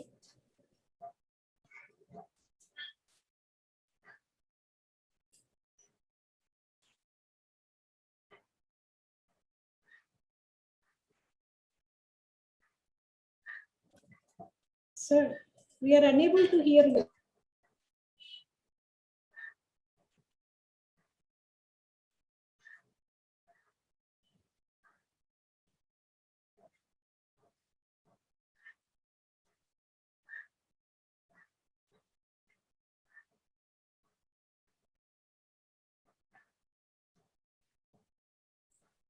Sorry for the interruption. There is a technical issue. Sir is going to join within 2 minutes. Yeah, sir has joined. Sir, please unmute yourself.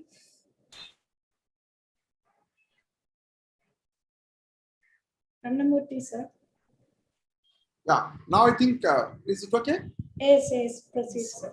I have some problem with the net suddenly. The power has came, I suppose. No problem, sir. Yeah.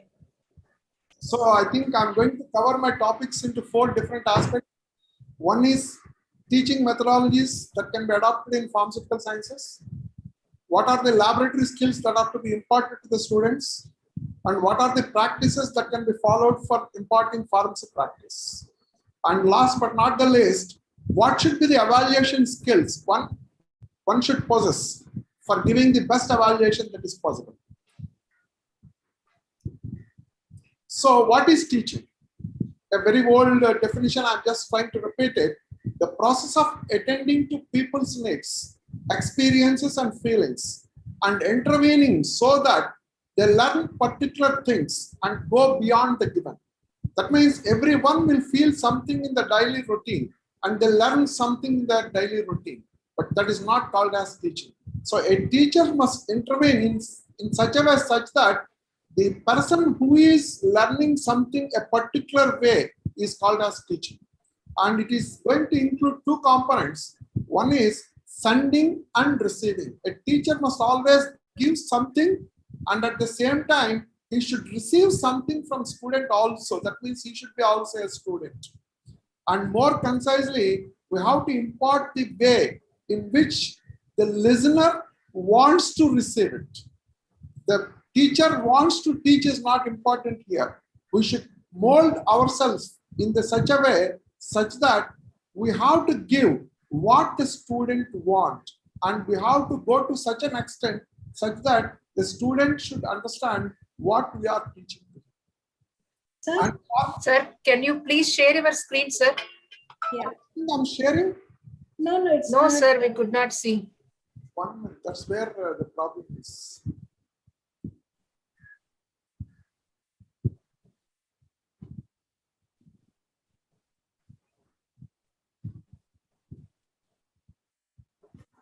Sir, at the share screen and again restart, sir. Yeah.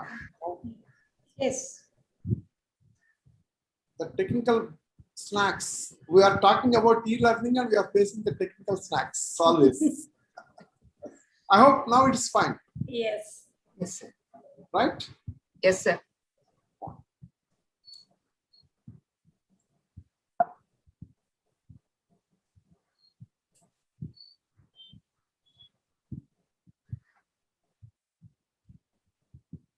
So what is formal teaching?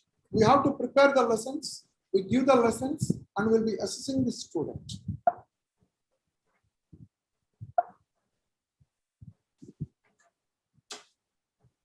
And what is a good teaching?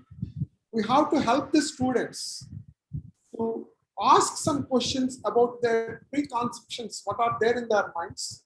We have to motivate them to learn, and we have to keep them in such a situation that they should feel the learning, what they have learned from the teacher, and should be able to give the answers at the end of the day. And they should feel that responsibility of learning. Then only it is called as good teaching. And what are the different types of learning? Part of it is already covered by my colleague Raghuramara, but still I'll try to give in brief. One is called as didactic learning. The other one is called as deep learning. So this one, didactic learning, is going to be given to large group and deep learning to the small group. And it will be in the form of lecture, and it will be in the form of interactive session. And didactic learning is always one-way oriented. Deep learning is two-way discussion. And it is surface learning and it is in-depth learning. So these are the differences what we are having between these two. But that does not mean that we should always go for deep learning right from the beginning. So it all depends on the recipients who are receiving our teachings. So in the beginning, we always go for didactic learning, and later on, when the student is reaching to a particular level of understanding, like a PG program, MPharm, then we can go for deep learning, and certainly we can inculcate more interest. So we have to keep a proper balancing between these two learnings, then only we can reach to the level of good teaching. And what are the different teaching styles? Authoritative, demonstrator, facilitator, delegator, the hybrid. Here also, each one has its own advantage and disadvantage. And in authoritative learning, higher education auditorium settings, that means the person who is teaching will always go on teaching something, and he will not give the scope for interaction. Demonstrator, here he will be using different mechanisms like multimedia presentations and activities and other things, and it cannot cater to the individual needs in larger classrooms, because here also he demonstrates a major population. Facilitator, he develops some critical thinking skills, because majority of the facilitators are going to interact on one-to-one basis, and sometimes it is a challenge for the teacher to interact with the students, because he is going to interact with students with different mentalities. So he needs to modulate himself in such a way such that he can modulate to that particular psychology of that particular student. Delegator, guided discovery and inquiry-based learning. So in this, teacher's authority is going to be eroded, because the teacher is delegating some power or skills to the student to do something in the laboratory. Because when he is going to do something in the laboratory on his own, to do something new, there are some problems. Maybe he may be doing some mistakes. He may be causing some small accidents also. And teachers may feel that I am losing my authority and hence I don't want to delegate my powers. So I'm negatively commenting, please. Small negative comments I'm making based on my experience with the present juniors faculty who are working with different colleges and the feedback I'm receiving from different students. Majority of the present day teachers, they don't want to delegate their powers. And I know one teacher in our one of the colleges, the CC camera was kept in the lab, such that what the students are doing in the laboratory, the teacher is interested in knowing even from her home or his home. So the students are fearing to go into that particular laboratory to work because whatever we do in that laboratory will be seen by the teacher. So the students are not feeling the comfort of working in the laboratory. Whereas I can proudly say all my laboratory keys, except my personal cupboard key, are with my research scholars. They can open any cupboard in my laboratory. They can take anything in my laboratory. But I instructed only to inform me what they are doing in the laboratory. So when we delegate a power to a student, certainly they will do the best that is possible from that particular learning. And we can create a hybrid model where the teacher's personality and interest with students are going to have a proper outcome. And it may be a negative side also because we may be going in too many directions, which may not be good for sometimes. And what is effective teaching? We have to acquire the relevant knowledge about the students and using that knowledge to inform about course design and classroom teaching. So sometimes by interacting with the students, we can get more inputs for modifying our syllabus to suit the needs and requirements of the students. And we have to align three major components. One is instruction, learning objectives, assessments. And finally, we have to reach the instructional activities. So by merging all these, we can reach the effective teaching. And we have to have the expectations, what are supposed to be reached by the students, and what are the learning objectives and policies that are to be inculcated into the minds of the students. And we have to prioritize the knowledge and skills that are to be chosen by the students. And we have to recognize and overcome what are the blind spots that are being seen during this particular course of journey. And finally, once we can identify these blind spots where we are failing, we can give very good effective teaching.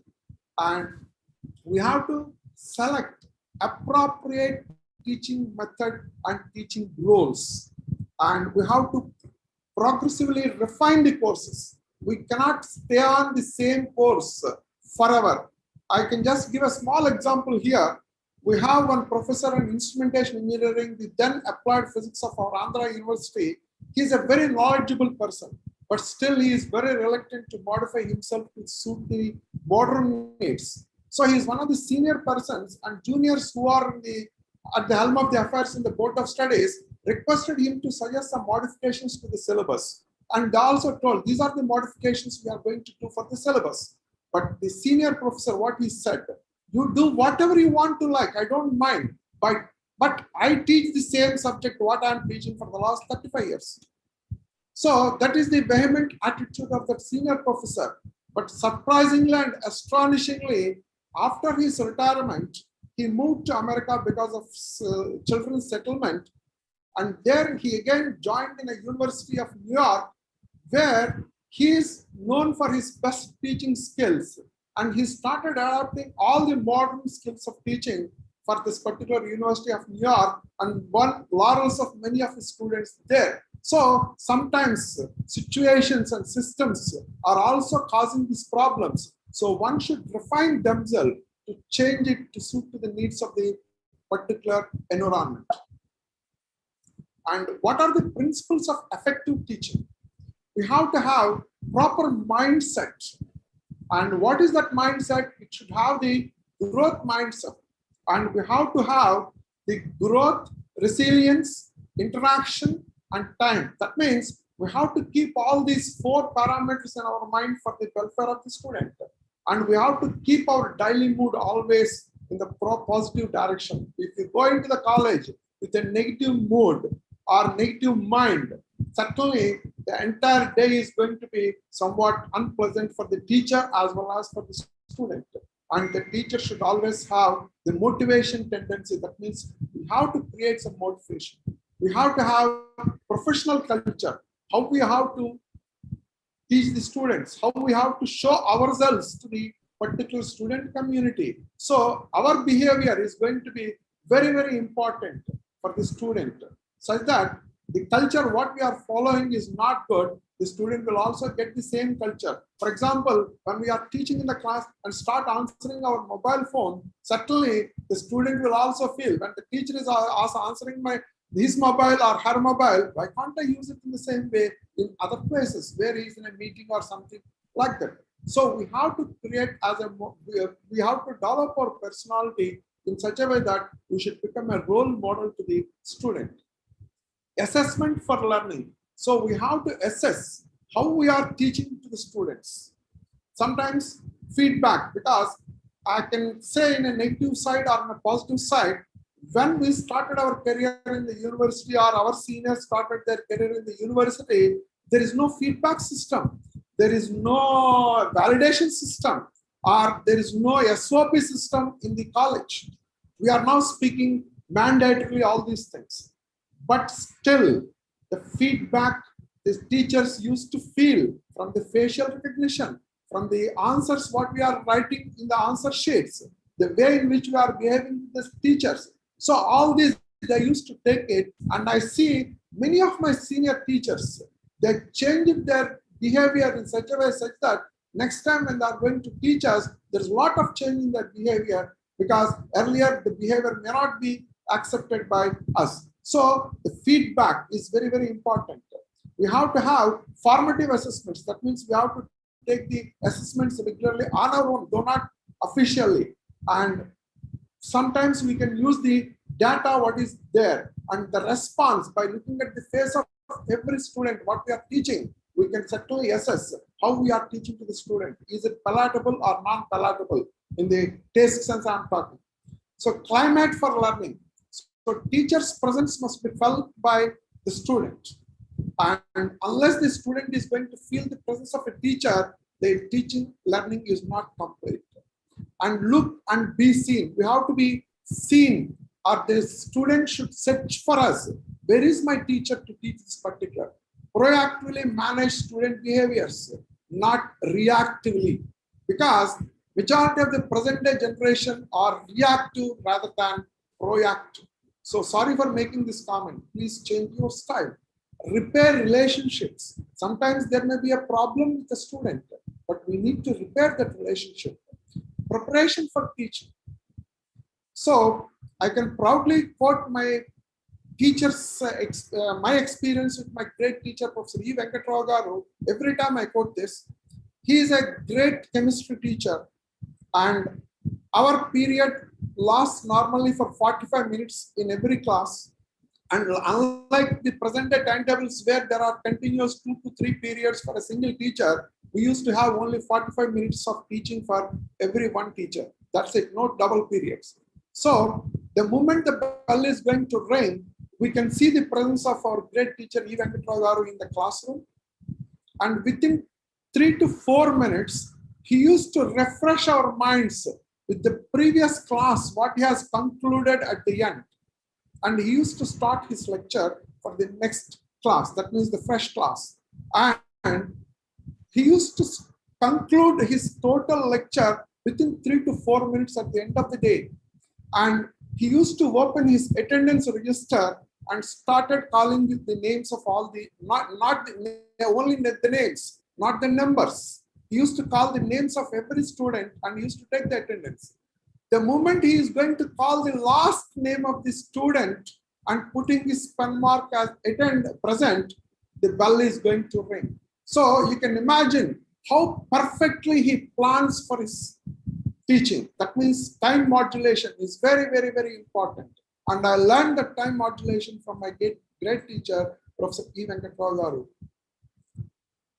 Quality first teaching, that means we have to give always the quality. So how we are going to prepare for a class, I can proudly say even today, whenever there is a class, I prepare for not less than 1 to 2 hours, depending upon the subject I'm going to teach to the particular class. Even today, in spite of my vast experience of the teacher and in spite of my remembrance of all the subjects what I taught so far, but still I prepare for the class. So that should be the way in what a teacher should prepare.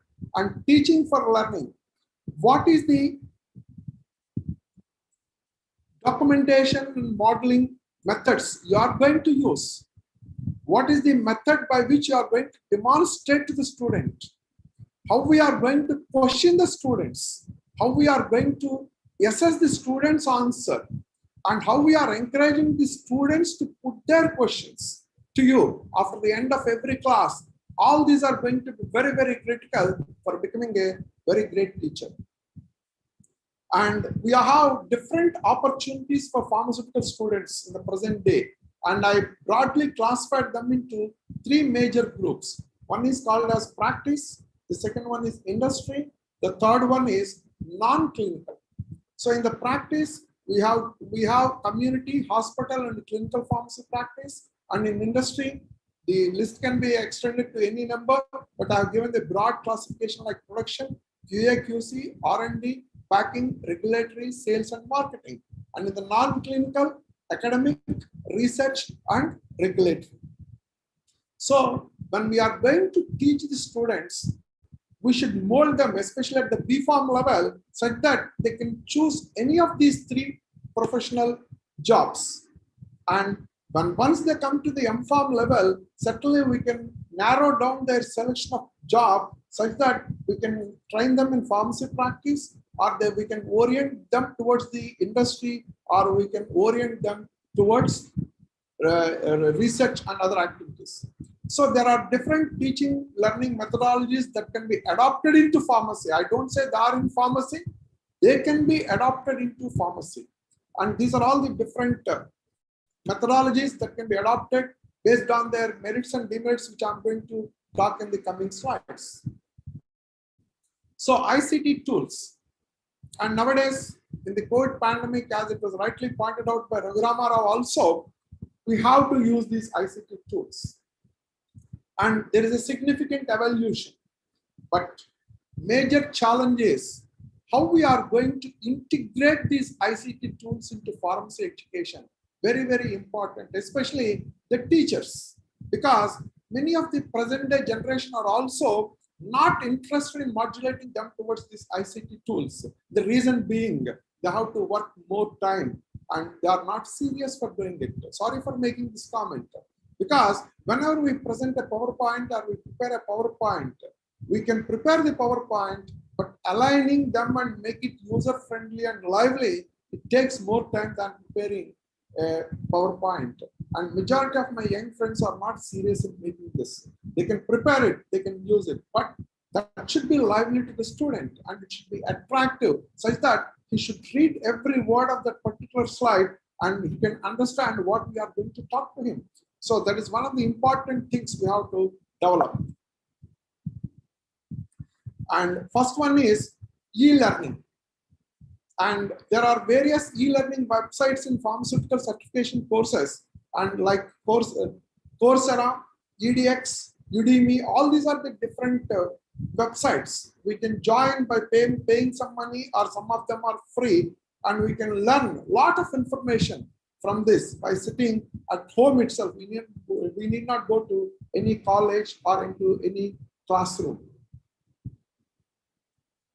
And learning. Again, it is also part of e-learning, but instead of using the computer, we are going to use the mobile device. So recently, just before my retirement, we started the e-classes because of this COVID-19 pandemic. And I happened to take some of the e-classes during my tenure before retirement. And myself and my other colleague, Professor Girija Shankar, who is my proud student, we are little fanatic or whatever name you can attribute to us.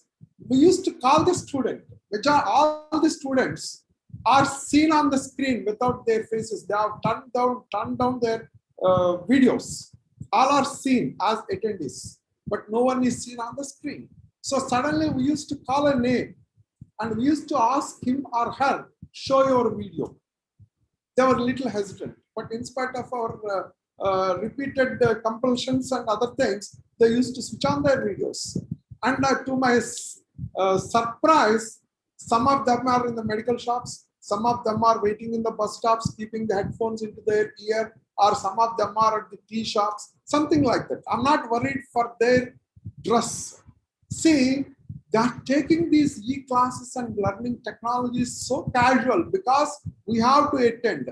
People are attending, but they're not concentrating what we are talking.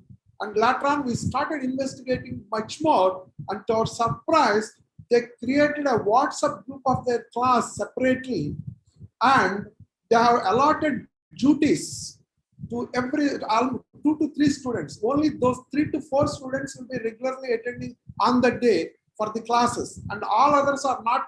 Just they will be logging in and they'll be doing some other business. Suppose if we are putting a question to X or Y or Z, they'll be immediately sending a message in the WhatsApp group stating that sir is asking you, please come.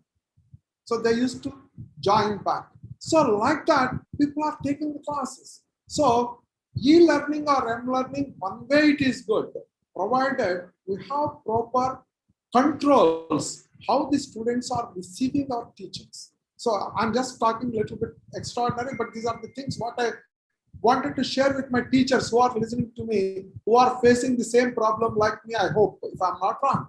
So we have to use, there are different apps in the pharma which are given here like ACS Mobile, KS Labster, VR, approved drugs. So people can certainly use these mobile apps and they can learn a lot of information about the drugs, their pharmacological actions, their contraindications, etc., and they can update their knowledge without much difficulty. So second one is library of learning materials and internet facility. So majority of the libraries, very good colleges like Hindu, in fact, I've seen the library, it's one of the very good libraries I have seen. But when I count the number of students, many a times, in general, very few are serious in knowing how many books are there, how many are interesting books to our subject, etc. But many of them, they go into the library, they exchange their books or sit in the library for some time and they come out. But instead, if the person rightly goes into the library, use the facilities that are there in the library, and even majority of the libraries are now interlinked. We can do that interlinking of the library where we can download majority of the resources available in other libraries such that the students can learn a lot of things in the library. But unfortunately, the teachers are not inculcating that particular interest among the students for using the library facilities. I'm not saying it is bad, but still there is a lacuna in the part of the teacher also to inculcate the habit of going to the library for a student. So we used to practice it in our college. I used to insist my students to do that. I used to tell my students whenever they come to me, especially PG students, I used to ask them to go to the library, please get me this particular book. And I asked him how he collected that book from the library sources. So I asked them not to search the racks for taking that book. I asked them to use the library resources for identifying where the book lies in the library and how to take it on from the library or how to read that particular book. And then I used to give him an assignment where he has to refer the entire book and write some assignment. That's how we used to inculcate the habit of going to the library, and all the teachers must inculcate such habit in the minds of the students for going to the library. And innovating teaching learning methodologies. See, as teachers, we have to always modify our way of teaching. It should not be monotonous. If you get the feedback properly from your students, either in the direct way or in the indirect way, if you interact, they will always tell you take this X teacher, he asks only this question. You take this Y teacher, he gives this experiment only like this. So the student will lose the interest of attending your class because he's already having the feedback from his seniors that your behavior of teaching this particular content on this particular period is the same as that of your senior, and hence he takes more instruction from your senior rather than the teacher. So the teachers must always modify their way of teaching to the students, especially the practical experiments and some of the critical subjects. We have to modify and innovate new things such that the student cannot predict how we are going to teach that particular content in this particular class in this particular way, such that he has to listen to you to learn what you are going to teach to him. So if you do it for about 3-4 years like this continuously, your feedback on that particular subject will vanish and every student will be eager to receive your lecture only instead of receiving that same from the seniors. And we have to do the mind mapping in the innovative teaching. It is a virtual diagram that is going to have the diagrams, which I'm going to show it in the next slide. So we have to create some pictorial representations of our teachings in a flowchart like thing, such that we can explain that to the student in a more easy way. So these are the two diagrams, I'm just showing it to you. So here, mechanism of action and site of action of chemotherapeutic agents, which was present in the pictorial diagram, such that the student will have more attraction of the colors and the way in which it is being explained, and he will try to remember that. And similarly, renin-angiotensin system for salt and water balance. This is a beautiful pictorial diagram that is present in the net. I've given the reference in the bottom. And if you can just present it in the way like this, people will certainly have their interest. And we have another way of teaching is flowchart. So we create a flowchart. For example, if you go into the ISAGE guidelines of stability testing, there are different flowcharts available to assess the stability of a particular product, whether the batch can be accepted or rejected, or if it is a failure in between, what is the next alternative route that can be taken for assessing its stability like that. So one can create a flow chart. I remember even today, my great teacher, Professor M. Rajendra Babu, the previous teacher came into our class, who is a biochemistry teacher. He is also a good teacher, but unfortunately, his way of communication is not that much good compared to his way of knowledge. We used to call him, he is a ocean of thoughts with constipation of expression. That means he's having a lot of knowledge. If you go to him personally on one-to-one basis and ask a doubt, he will explain to you in such a way such that you will not forget that in your lifetime. But when he comes to the same subject for the class, the way of his expression is not that much good, and we used to feel some inconvenience. So after his class, Professor M. Rajendra Babu entered into our class. Actually, he is a pharmacology professor, and he asked us, what is your previous class? Biochemistry. What was taught to you? Krebs cycle. Then he looked at the board. No, this is not Krebs cycle. And he erased it completely.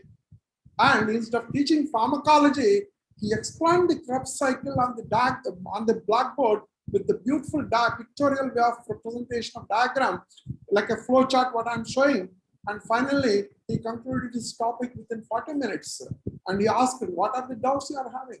Even today, I remember the diagram, what is drawn by him on the blackboard, and I understand what is Krebs cycle. So there's a way we can create an interest. So this is a flow chart, anionic analysis of anions. So model and analysis oriented teaching, majority of my chemistry friends are going to follow this by taking these models. Unfortunately, very few teachers of the present generation are following it. Very few, I can say, very few. Others are not interested in using these models. So taking these models into the class, for example, physiology models, brain, heart, they are available in our college. And I remember my pharmacology and physiology teachers used to bring the brain model once. Then we used to think, today we are going to have the brain. teaching, or we used to teach hard. So like that, by taking these models, we can teach very effectively to the students. And flipped classroom teaching, which is going to be again discussed by Raghuram Rao in the coming days. So I'm not going to take, but here the lectures are going to be recorded or given by the teachers to the students other than the class hours.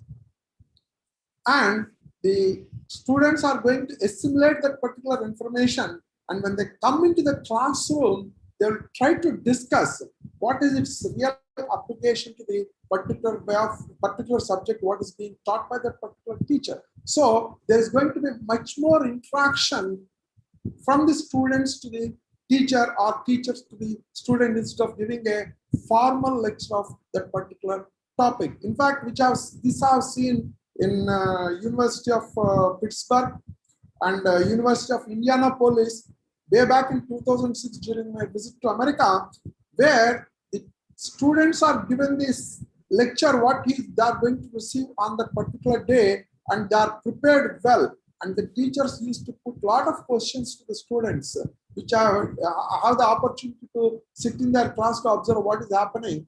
And students and teachers are so casual in their interactions. That does not mean that they are not learning the subject. So they used to put more questions to the teachers on the subject, and hence the teacher has more opportunity to explain about the same content more emphatically than giving a formal classroom lecture. And virtual lab work, which was already covered by Raghuram Rao, we can create virtual labs. But in I want to have my personal opinion. It may not be general opinion. Virtual labs are really good to save the money, to save the time, etc., etc. But to inculcate the real talent and skill, the student must face the laboratory physically. That is my personal opinion. We may give n number of virtual labs. That is not equivalent to one physical interaction in the laboratory, because when I'm in America, I'm telling my other experience. Please take it to the negative, right side, not in the negative side. In 2014, 16, 17, something like that, I went to America to spend my time with my children and grandchildren, where I have no other work except correcting my students' thesis. Other than that, I have no work. So I used to play on the TV with some games like tennis, cricket. I don't know what is tennis. I know cricket, I know table tennis, I don't know table tennis. I know shuttle badminton, I'm a very good player, but I don't know table tennis and I don't know tennis. But I started playing the tennis and table tennis on the TV by using some game consoles, and within 15 days, I became so professional in the tennis and table tennis. But when I came back and just for reality, I went into my faculty club tennis court and I started playing with my friends just for fun's sake.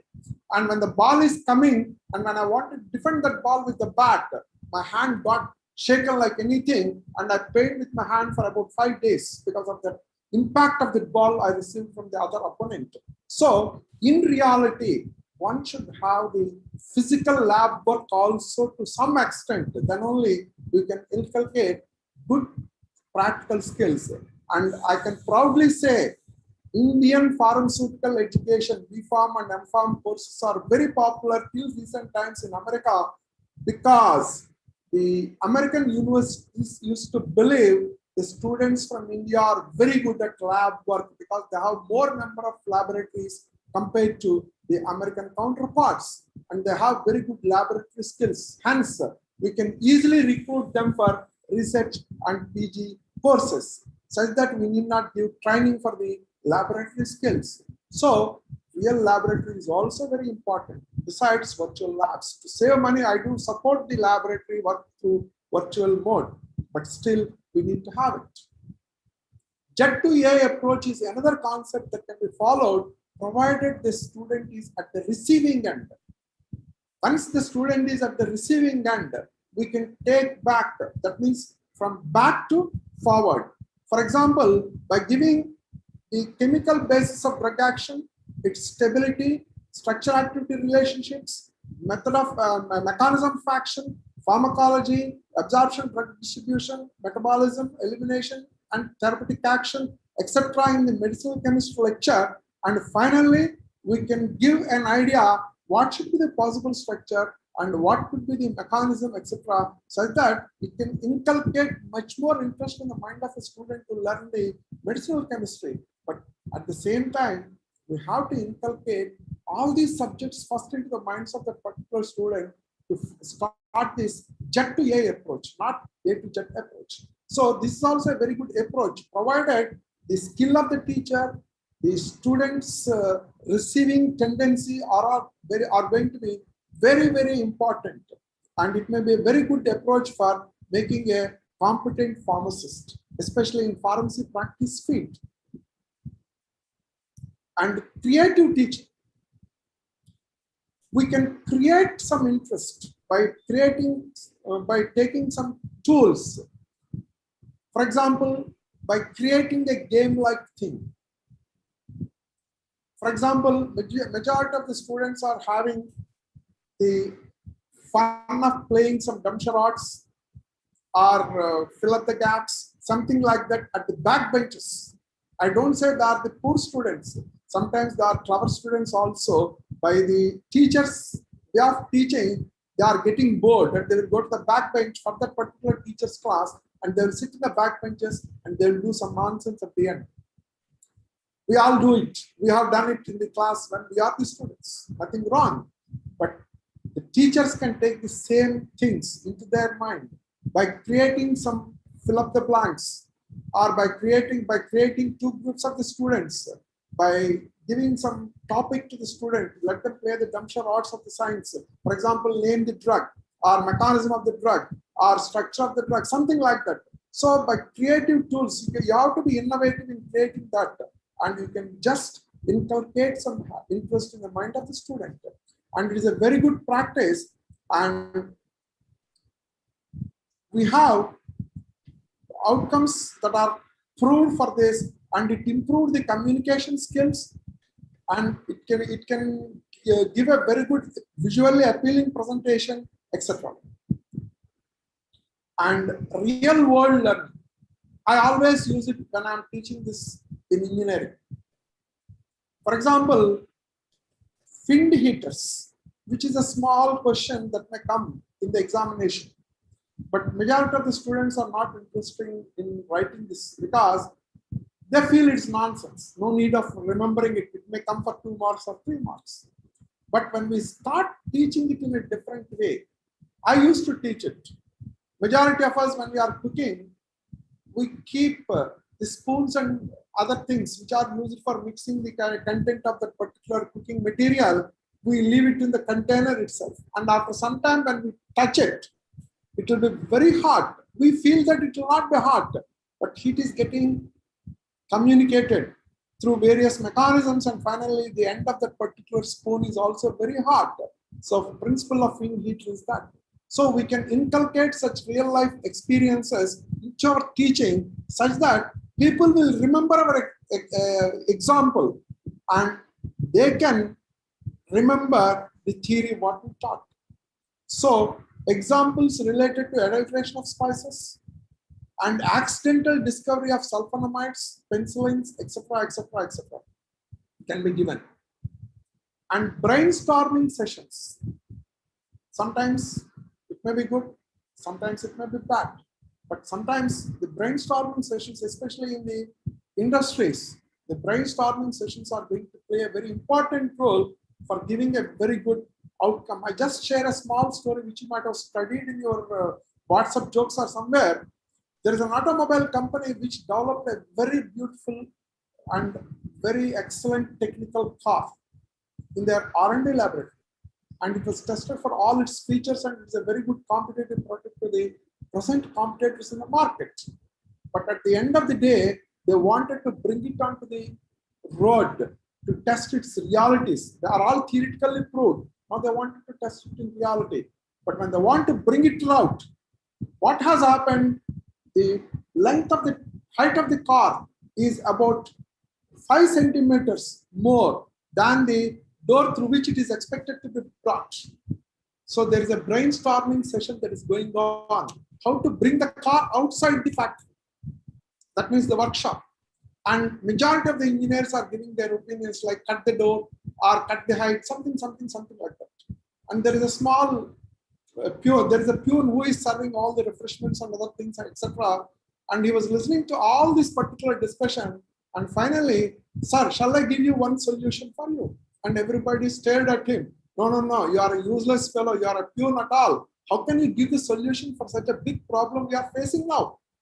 Then he simply said, deflate the tires, push the car outside, again, reflate it.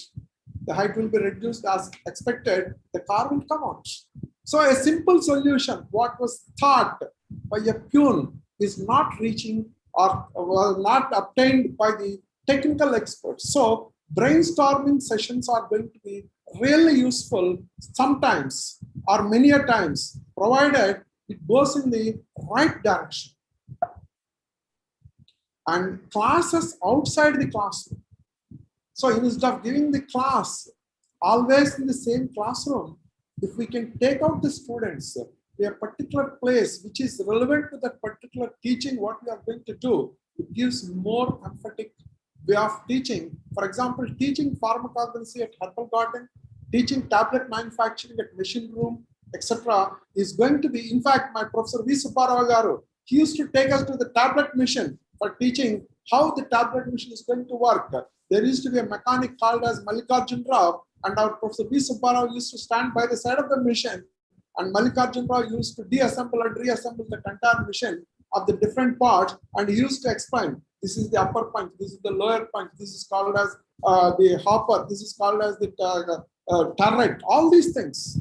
He used to explain very easily and how to fix that punching machine's upper punch, lower punch. And there is a trick of the trade.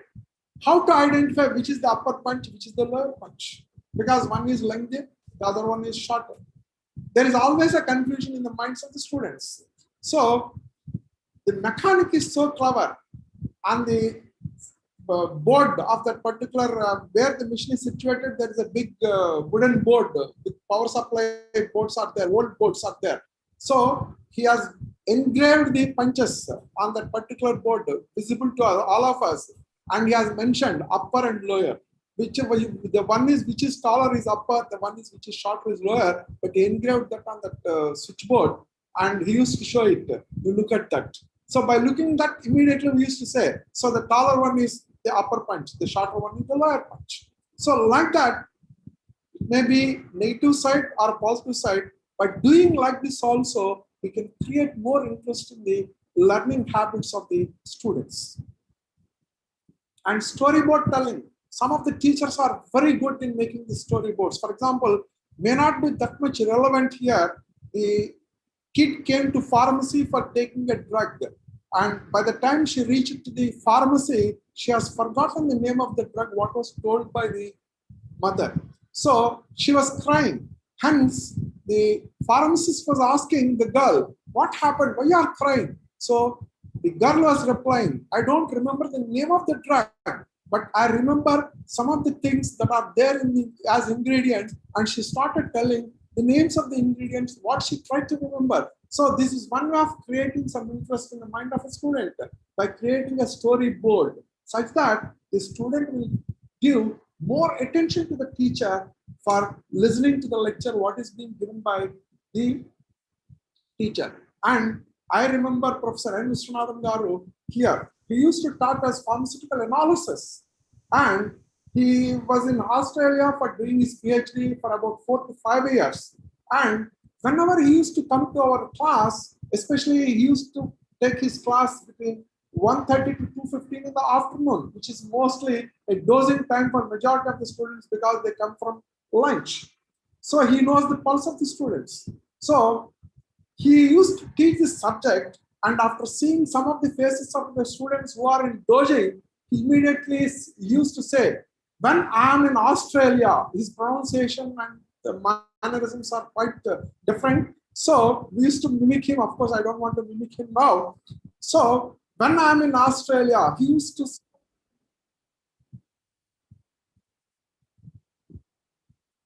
Is it audible? Hello? Anybody?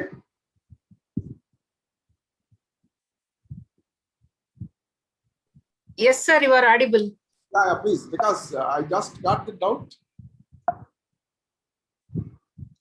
So he used to start when I'm in Australia, then people become so attentive. What he's going to talk about Australia, he used to narrate 1 or 2 experiences of his Australia, what he used to do in the research laboratory, and again he used to come back to his teaching. That's how he used to create such a great interest in it, and we never missed his class during his entire teaching schedules because we may miss the story what he's going to tell to us. So that is the attention what he created in our minds to listen to his lecture. And cooperative learning.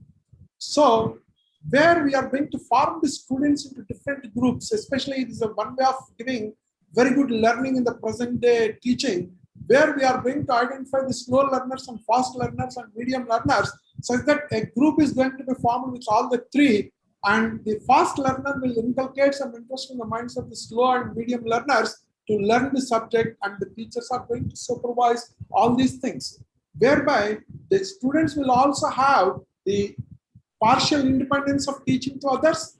There's an individual accountability, what they have learned, and there's going to be a face-to-face interaction, and we have to have proper use of interpersonal and teamwork skills. They are going to be developed, and we can have the self-assessment of the student, what he has learned during this course of cooperative learning. And here I have given different methods. There are n number of methods still which I have missed it, but still what I want to concentrate here is which are more relevant for pharmacy, what we can practice for giving more interesting teachings to the students. And based on the subject, based on the interest of the student, we have to adapt the method, not simply I'm very good in flip teaching, I want to use that, or I'm very good in ICT technology, I want to use it. So modulate yourself in such a way such that we can give what best that is possible to the student by adopting all these technologies. For example, even today, I prefer a blackboard teaching for explaining the equations that are going to be taught in physical pharmacy or pharmaceutical engineering. I don't want to use the ICT tool as far as possible, because when we are writing the equations on the blackboard by explaining each and every term involved in that, because whenever we write a term, we try to explain what is the significance of that particular term on the board. So then only we go to the next term. So like that, if you do it, the student, if he is attentive and interested in learning what you want to receive, will have more remembrance than an ICT tool which depicts your equation or which comes through animation. Also we can do it, but still the impact is quite different as per my experience. And if I'm wrong, I want to correct it, I don't mind, because that is my experience, what I want to share here. So we have to adopt a proper methodology. And the second important one is the laboratory. Here we have to inculcate the basic laboratory skills, fieldwork skills, and maintenance skills. So a teacher's teaching is complete when we inculcate all the 3 in the minds of the student, not one. So we have to give that. So we have the different things. Nowadays, majority of the students, not even the teachers, are not knowing what is the maintenance skill. Because sorry for saying it, they say there is a lab assistant, sir, why should we? There is a mechanic, sir, why should we? But still, as a teacher, we have to have the maintenance skills. Then we can do anything in the lab. I don't want to name the college. I went to a particular college as an examiner for a PG, that is M-Pharmacy, Pharmaceutical Technology, and I gave tablets. And after 4 hours also, now nobody is doing anything. They prepared the granules, but they are staring at me in the lab. Then I asked, what happened? Why are not compressing the tablets? Sir, the tablet machine is jammed. No tablets are coming out. Then I asked everybody. Everybody is saying, sir, the tablet machine is spoiled. There is no mechanic. The maintenance fellow who contacted the fellow said that he will come only after 15 days because he is so busy, something like that.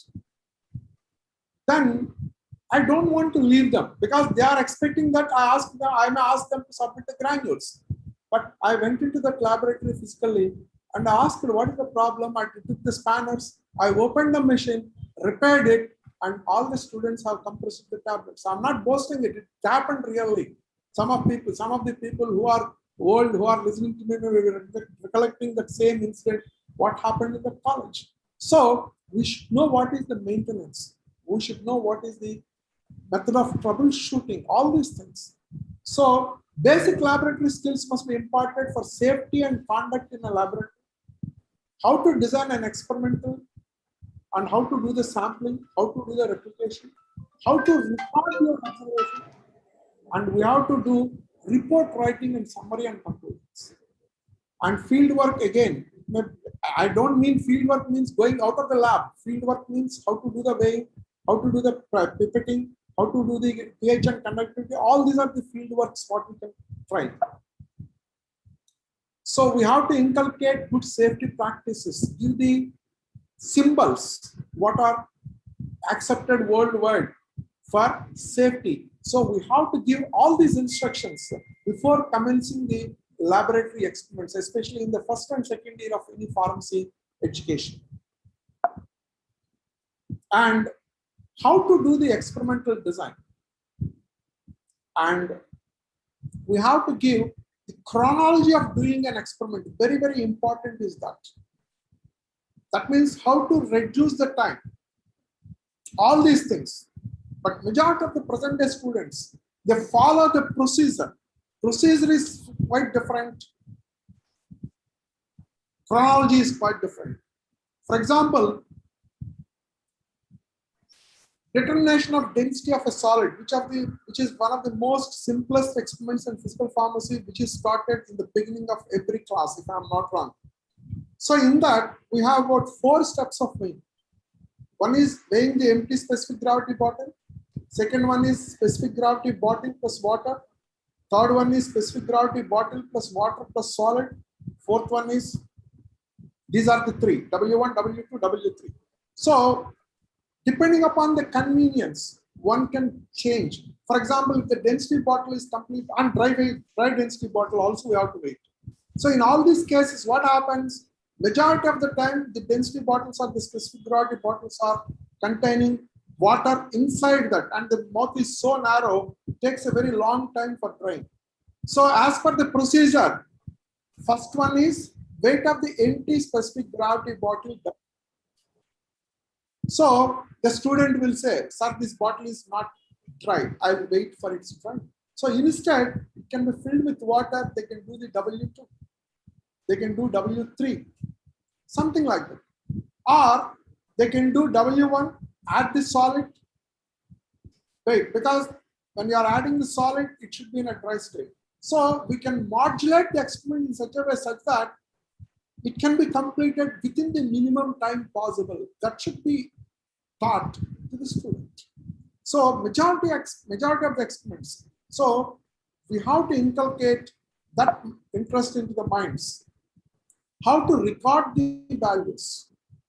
Nobody is recording the values at the time of doing the practical. Majority of them in the present day. They do some scribbling somewhere, and at the end of the practical only, they start writing all the values. That's not the way of doing the things as per SOPs of any industry. Because we talk a lot about a gap between the industry and academia. But why this gap is coming? In the industry, the documentation is very, very, very important. But we give least importance for the documentation in pharmacy education. Sorry for making this comment. So if we inculcate this habit of documentation right from the beginning of first year class, the student who is going out of your college will be knowing the proper documentation principles, and they will practice that in the industry without much training. So one should inculcate, and nobody is able to differentiate what is a laboratory observation, what is a record. Laboratory observation is nothing but whatever that is done as per the chronology of the experiment is to be recorded. We need not write the procedure, we need not write anything. But in record, we will arrange all these chronological events in a output, what is generated with that particular experiment, and what is the conclusion that is gained or observed with this particular experiment. It will be given in the form of report or record, whatever you name. So one should be able to differentiate these two, and accordingly the students must be trained properly. Weighing. Majority of the places, they take a small butter paper.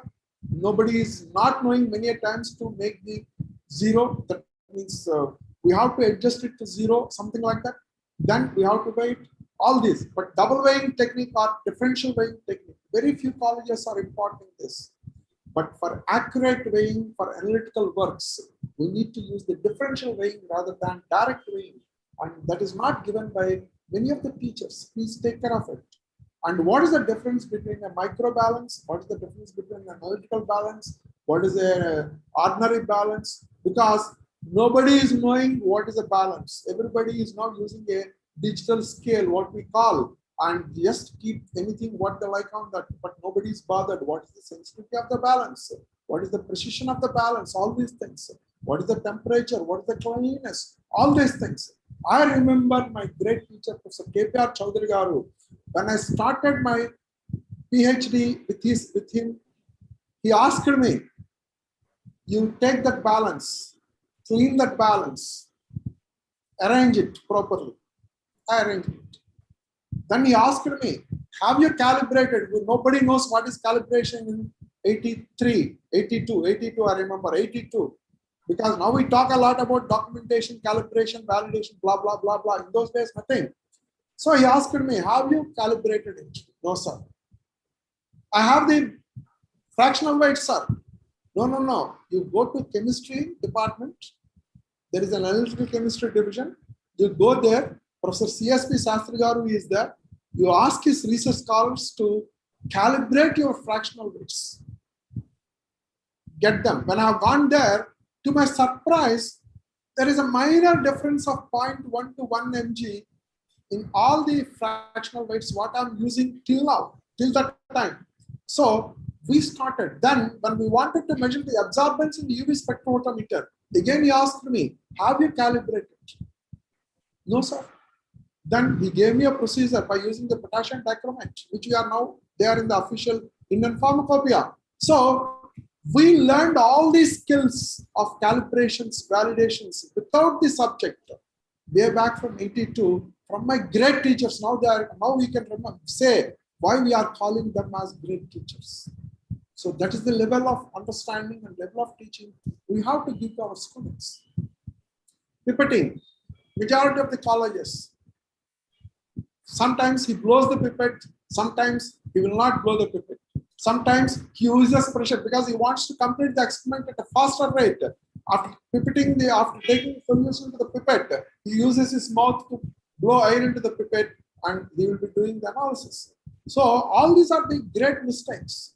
And nobody knows what is a class A, what is a class B, etc. So all these are to be inculcated because unfortunate thing I'm talking in the present day teaching is our syllabus is very good as per people's claim. Yes, it is really good.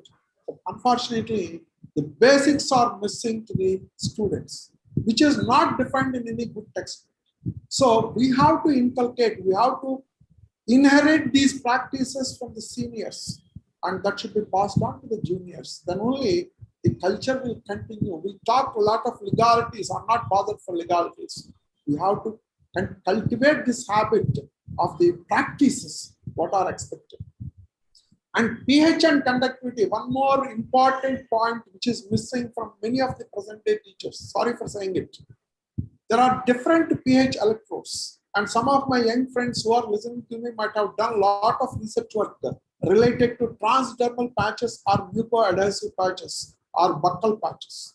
And they might have reported the pH of these patches saying that it was measured by pH electrode. Unfortunately, it is measured by pH electrode, but which type of pH electrode? If you see the first one, spherical electrode, it is combination electrode consisting of both the reading electrode as well as reference electrode.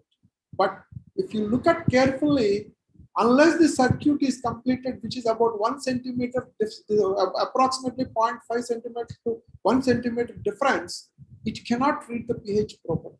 So how can you dip this electrode into a membrane? Please answer. You can just touch the membrane to the bottom part of the spherical. So unfortunately, what happens? So it will be touching here, but somewhere the other circuit completion point will be there. If you look at that, platinum wire will be fused here, and unless these two are connected to each other, it cannot read the pH.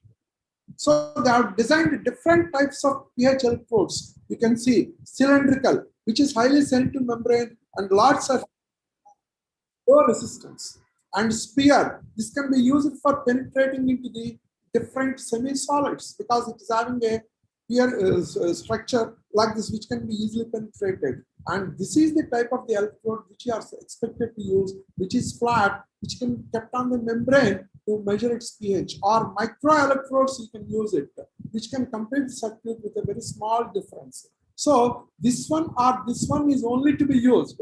And I am asking this straight question to all my friends who are listening to me. How many of the colleges are possessing these two electrodes? None. I can say even Andhra University, I am not having these two electrodes. So these are very costly. So no college is ready to procure this electrode, because once they procure this, maintenance of this electrode is very, very difficult and it takes a lot of care. So no college is ready to invest on these electrodes. But they will write in their papers, the pH is 6.8. But how can they measure, how they measure the pH? So please question yourself for your research. So if this is the way you are writing your research, how can you impart education to your students? So please take care about this. Moisture, which is a very, very important point. Majority of the time, people are not bothered for the moisture of that particular laboratory and they do experiments. For example, prepare the sodium hydroxide solution and the students started putting the sodium hydroxide into the open pan. But unfortunately, the weight goes on changing because it absorbs the moisture, especially in places like Visakhapatnam, it goes very fast. So one should take proper care in controlling these things.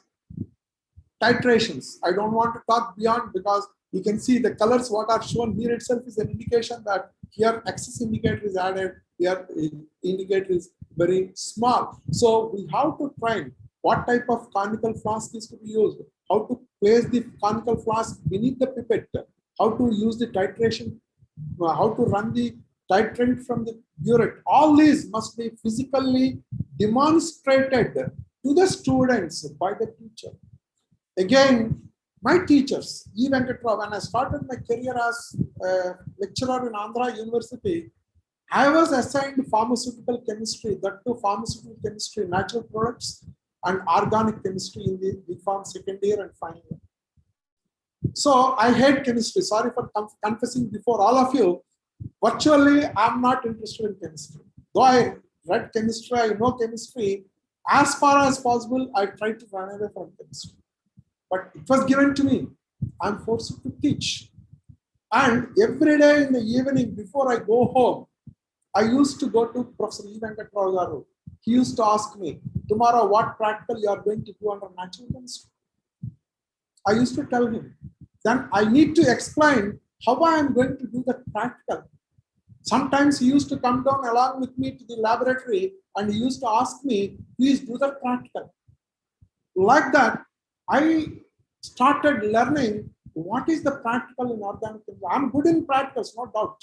But still, the teachers insisted me to do the practical first in the laboratory. And Professor K.P.R. Chaudhary Garu, when he started his career at Siddhartha College as principal, I remember many a days when I used to go there as examiner, we used to stay in the college till 7:30 in the night on the day of examination completion. He used to call his teachers and he used to ascertain what practicals they are going to give in the next day. And he used to ask them, have you done this practical in the college? Yes, sir. Then show me the observation.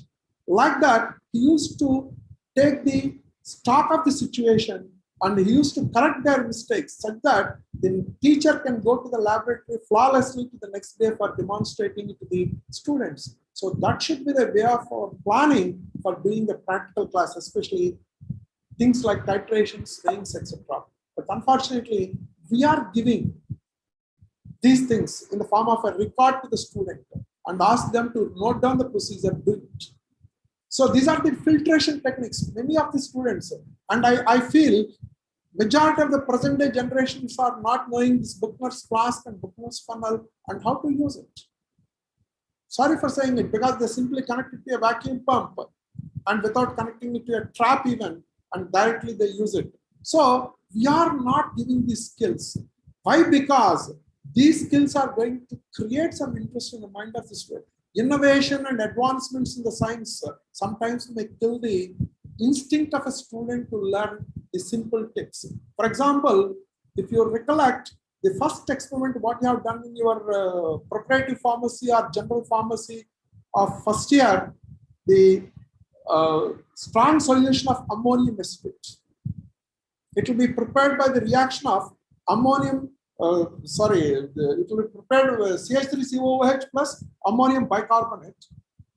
And the glacial acetic acid must not be too strong, because part of the glacial acetic acid may not be completely reacted to form the ammonium acetate, and it will be left out. So to remove that excess glacial acetic acid, we have to use ammonia for neutralization. Up to what extent? When the pH is going to be between 7.6 to 8. But now we have a pH meter in every college and people are using the pH meter. But in those days, there are no pH meters. So they developed such a beautiful procedure such that by using two indicators, bromothiamol blue and thiamol blue, they developed a technique such that the prepared solution is going to give the exact pH between 7.6 to 8. Bromothiamol blue changes its color from yellow to green to blue from pH 6 to 7.6. That means when bromothiamol blue is giving a blue color, the pH reaches to 7.6. Thiamol blue changes its pH from blue to yellow from pH 8 to 9.2. So by testing this solution sample taken out of this particular neutralization preparation, by using these two indicators, if the solution remains in blue color at both thiamol blue as well as bromothiamol blue, it can be conferred that the pH is reached to 7.6 to 8. Such that without pH meter itself, we are training a student in such a way such that the pH is accurately adjusted between 7.6 to 8, whereby the student is learning a pharmaceutical analysis concept, how to adjust the pH without pH meter, how to accurately do the things. So all these are the skills what are inculcated in the basic learnings, what are given in the syllabus. But unfortunately, now we are not teaching like that. You prepare a strong solution of ammonium acetate, adjust the pH using blue, that's it. Why the blue? What is the need for blue? Similarly, when the student is asked to prepare the potassium permanganate solution, we are asking them to prepare and titrate. But why it should be stored for overnight? What is the reason for not using it immediately? All these things are not discussed with the students by majority of my teachers. Sorry for saying it. So please do all these things. It may take more time for your teaching, no doubt. No doubt. Professor V. Subbarao garu, who is our former head of the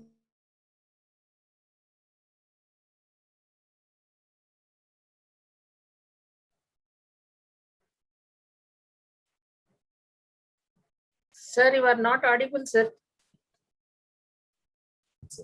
He used to come into the laboratory dot at 1:30 or 2:15 as per the timetable until the class is over.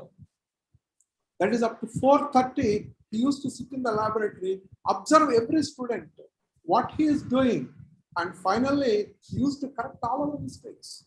So this is how we learn. But now you question yourself. Majority of my friends, they give the experiment, they come at the end and they correct the part. Sorry for saying, please do that in the right way. I'm not saying all are doing, please don't take it. Majority of are doing still, but still we have to refine ourselves.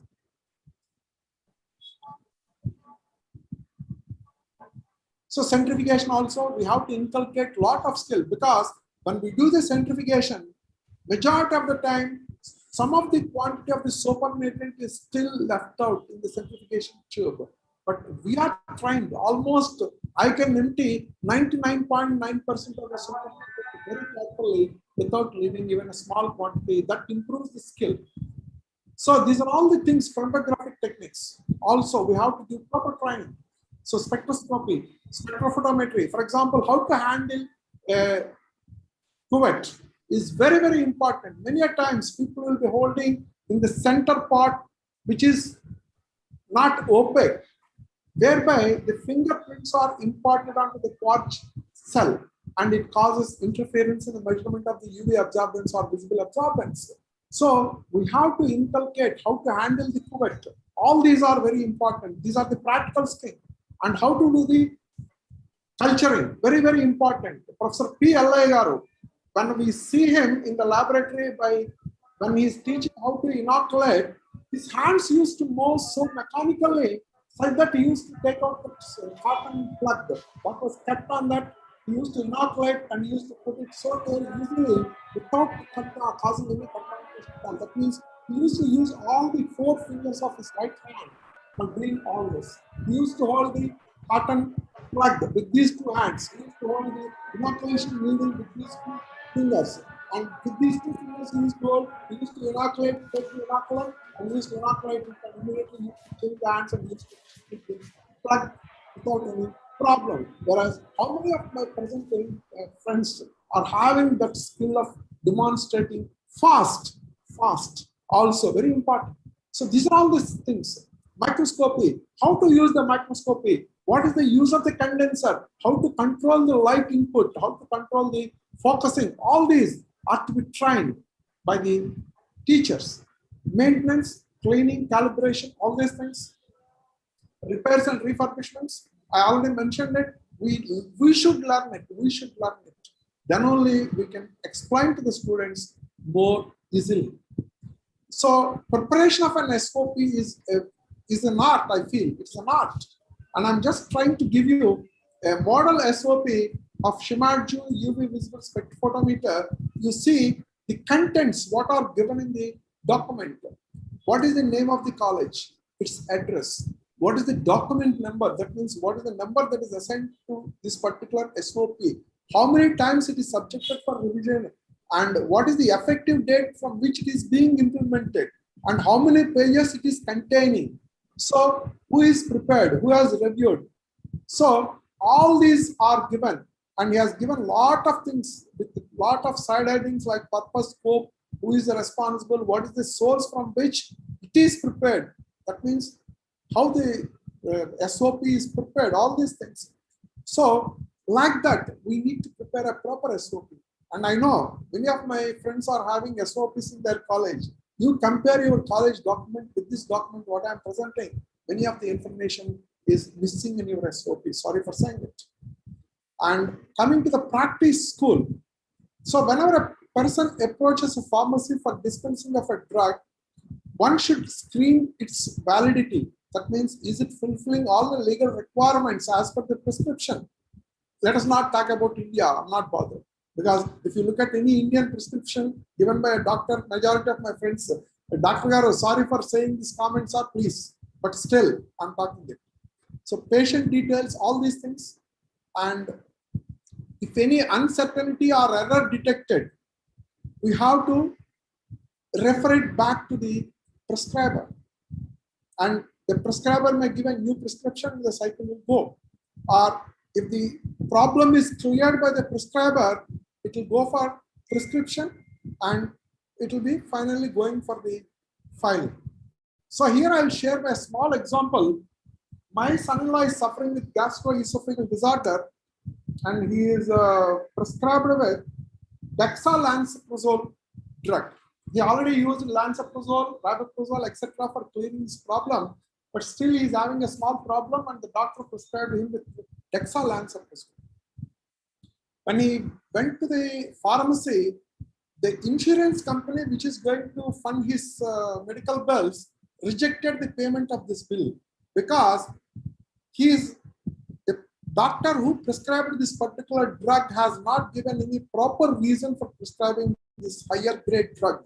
when other drugs are available for the same, why the doctor has prescribed. So the insurance company asked the doctor to provide notes, the reason for prescribing this particular drug. But the doctor is not interested in giving the reason.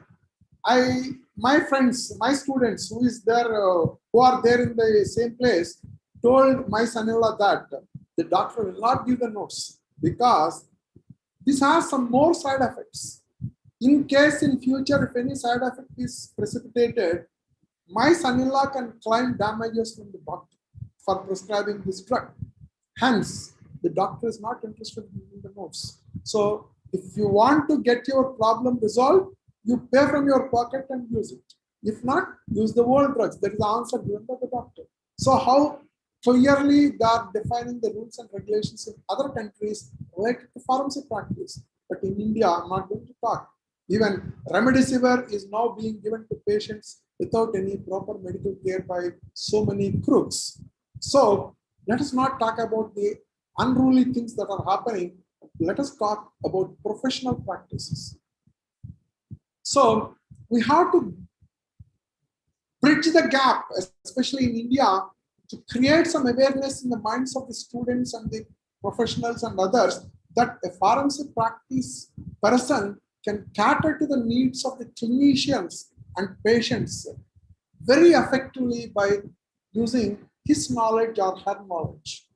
So if we can create that awareness, majority of my pharmacy friends who are claiming that they are not having proper professional status can have very good professional status, and I hope if you can practice it right from beginning with your friends and relatives and friends, certainly that will create an awareness in the society so that it will go by mouth-to-mouth campaign rather than by legal framework, and certainly that will give some inputs to the government to inculcate in the minds of the users to use the services of pharmacy professionals. So these are all the things what we have to bridge the gaps, and these are the drug information services. KJH, for example, I'm telling you, the drug information services are excellently used by the doctors, which are rendered by our pharmacy students many a times, because many of the doctors, they ask for the information about the various drugs that are prescribed by them, and the information that is given by our pharmacy students along with the teachers who are responsible for the drug information service are getting good price from the KH medical professionals. So we have to use the different sources for generating this information, and we should have all the knowledge of this information, what is available. And these are the various sources from which we can generate the information related and required for the drug information resources. And we have to consider all these things when giving the information of a drug. This is how we have to give the model drug information. I'm not going to base. And medication errors are to be corrected by the pharmacist by looking at the proper use of the drug, improper labeling, wrong quality, inadequate instructions, and improper storage or packing. And we have to do proper counseling to the patient. What is the problem of this particular patient? Why this drug is prescribed? What type of side effects are expected? How to counter these side effects? How to administer the drug? And how to come back to a counselor when there is a problem related to this particular drug. So the patient counseling is very, very important, and we should create some good communication skills in the minds of the pharmacy professionals who are involved in patient counseling. Communication skill does not mean fluency of speech. We have to communicate in such a way such that the person with whom the person is communicating must be able to communicate in an understandable way. That is the way in which we have to train our students. And Luke endorses the drug acronym to assist pharmacists in remembering the vital components of patient counseling. He mentioned D stands for dosage, R for results, U for underlying issues, G for general information. So under the dosage, we have to cover all these aspects, and under results, these are to be considered, and you have to consider all these things, Under G, this is the information what we have to give, which I already covered in the previous slides. So, I think, yeah, the evaluation part. I want to just cover about 5 minutes for the evaluation. Please, again, I'm a little negative in making the comments. One should have proper evaluation methodologies to be adopted to become the great teacher. When you adopt a good evaluation principles, you will be called as a great teacher, besides your teaching skills. We should not be biased. And we have to prepare well for the evaluation besides teaching. What is the meaning of this preparation?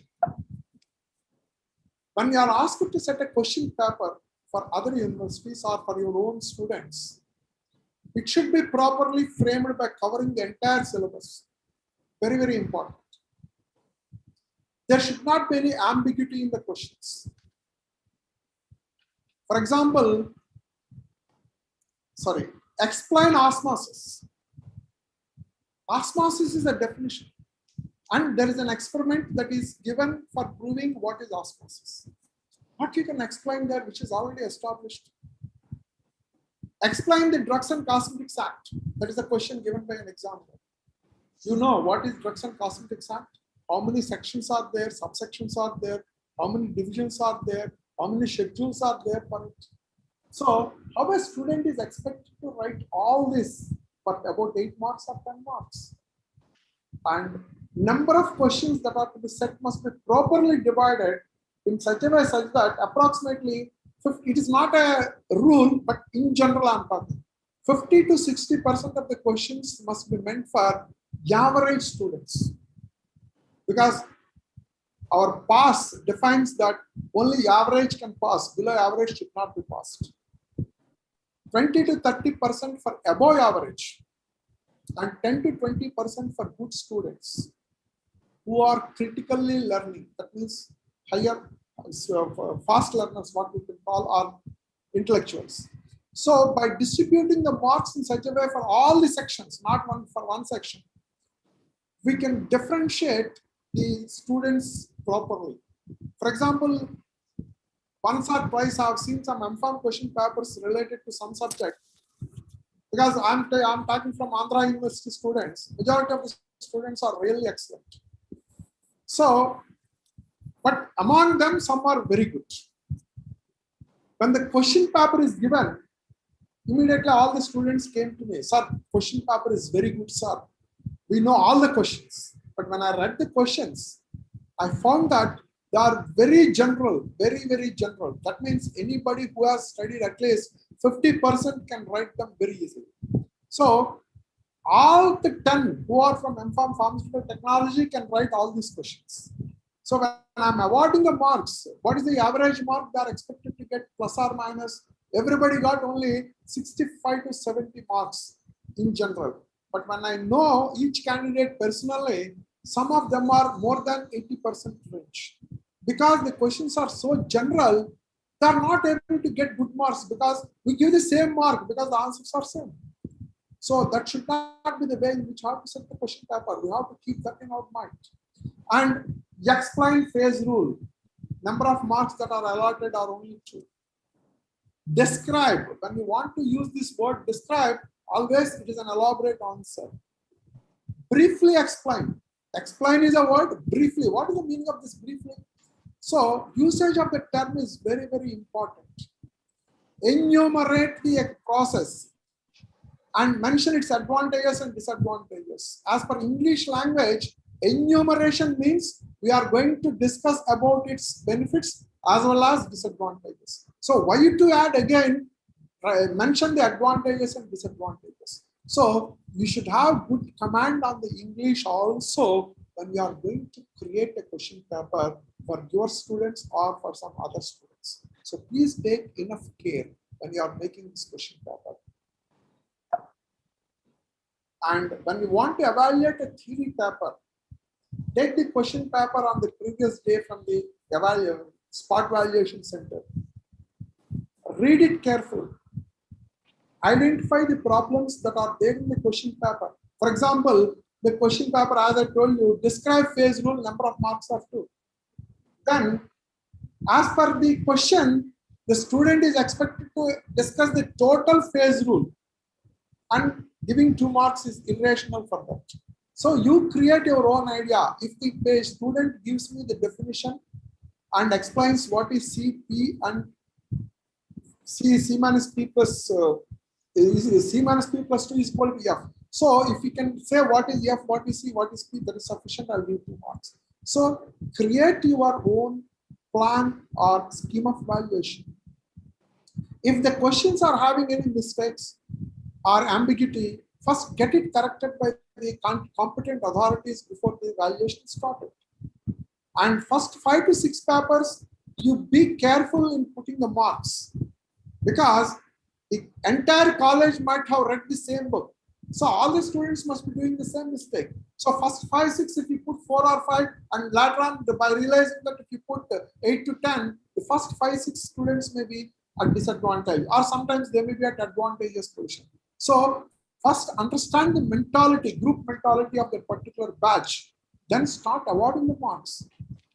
Check the marks awarded for each question. See, regulations are being imposed on the teachers from time to time by the administrators nowadays. Majority of you are coming from JNTU Kakinada or JNTU Anantapur or JNTU Hyderabad or Usmania also listening to me. Now, majority of these universities have insisted for online evaluation. So there they are going to upload the scanned copies of the answer sheets, and unless you tick every page, unless you check every question, your evaluation will not move forward to the next question. So why? Because the mistakes that are committed by your previous teachers, who are not bothered to award the marks for some questions, who are not bothered to check the totals carefully, or who are not bothered to enter the marks properly in the mark statements. So they are imposing the restrictions on us. Whereas in good olden days, no such restrictions are there. But we are very careful. We are very careful. I give 1 or 2 examples. I know I'm crossing the time a little bit, please. So no problems. There is an examiner, I don't want to name him, in Karnataka, who is retired from service. He used to go to the spot valuation center of Bangalore University and used to correct any subject. There is no bar for the subject, including English. He used to try. And his friend used to sit, one day his friend is sitting by his side, and he is chatting with his friend and doing the evaluation. He is also a pharmacy teacher. He casually asked, what is the subject you are evaluating? I'm evaluating pharmaceutical chemistry, natural products. Then this other gentleman immediately responded, for the last 15 minutes we are chatting and you evaluate 15 papers. I did not see any Bayesian structure in the answer sheet. You please check. Then he referred to the title of the question paper. It is microbiology. But he awarded marks for 15 students already. So you can imagine how the evaluation is done by the examiners. So don't do such evaluations.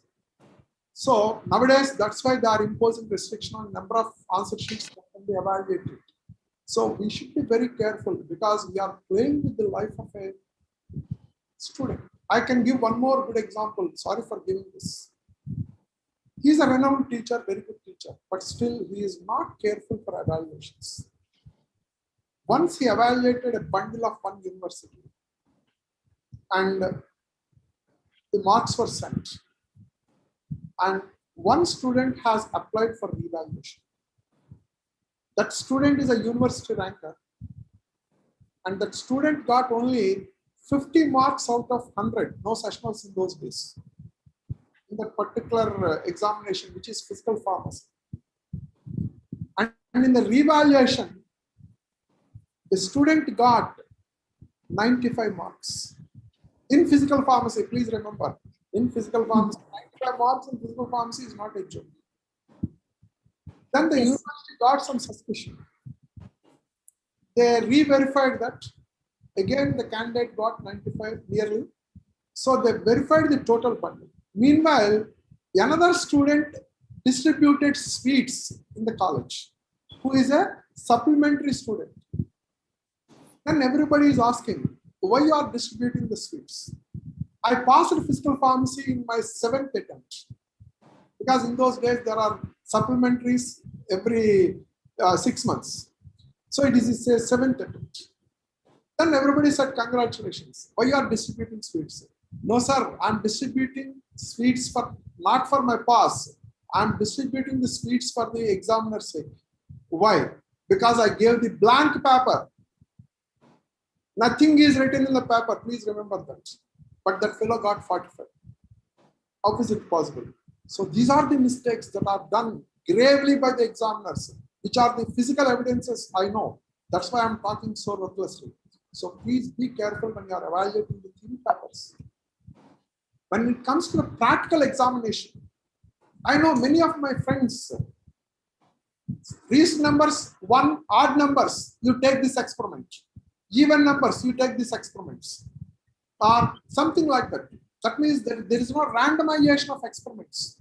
But generate a randomized experimental system wherein you allot the numbers to your experiments, what are going to be given in the lab if there are more than one experiment. Let the student take the checks, which avoids the bias. Thereby, we give equal opportunity to every student. And observe the students continuously in the lab, what they are doing, whether they are dependent or not. Because nowadays, the majority of the lab experiments are a conference practical exam rather than independent practical exam. So curtail that. We don't say, my intention is not to fail the student. When they are becoming dependent, they always look for others to give them some help, because why should I bother? Other fellow is helping me. So that is killing their instinct of learning. So if you segregate them and separate them and ask them to do it, they will try to learn something at least on the day of examination. So that gives some feel of moral for the next preparation in the coming classes. So please be careful about that. And don't judge the students only on the Viva exam or on the synopsis or only on non-practical. Give the marks for individually for all the subsections of your practical and consolidate them. I never look at the registered number of a student, whoever it is, whether in my own batch or in private colleges. Many of my friends know about me. I physically allot the marks for all the sections and I give it to the internal to verify. And if they are interested, they can change something. I'm not bothered. But why? Because that gives an impartial judgment. Calculations have to be checked. Mark the mistakes of the student. If possible, communicate with them such that they will correct the mistakes. So all these are the skills one should. I'm not talking the scientific way of evaluation principles. I'm giving all these things from my basic experiences as examiner and observations, what I'm doing. So I think slide is slightly exchanged. Please bear with that. The conclusion. So first of all, as a teacher, we should understand what is the mentality of a student. Associate stage, where we have to associate with the student, practice it, and we have to perform it in such a way such that the student is going to come out as a complete personality, which is who is useful to the entire society. And all my lecture is based on this particular small thing, what I have seen in some places, which I will be quoting at many slides, at many speeches. So a university professor of Houston has differentiated between a teacher and a professor. So teachers are evaluating the outcomes of the students by using standardized tests. But the teacher says, if you don't learn, the teacher is blamed because he is not able to deliver the goods. But a professor says that he is not a teacher. Teaching is not his job. His job is to make the students to learn like a fountain of knowledge. So the persons who are coming near to the fountain may take only a small quantity of water for gargling, or can drink the entire water deeply such that the entire knowledge of this particular professor who is a fountain can be transferred to the particular student. So let us be the professors not teachers, especially in the professional course like pharmacy. All of us must be professors. That means we should be like fountains of knowledge, and that should be assimilated to the students in such a way such that they should not gargle our knowledge.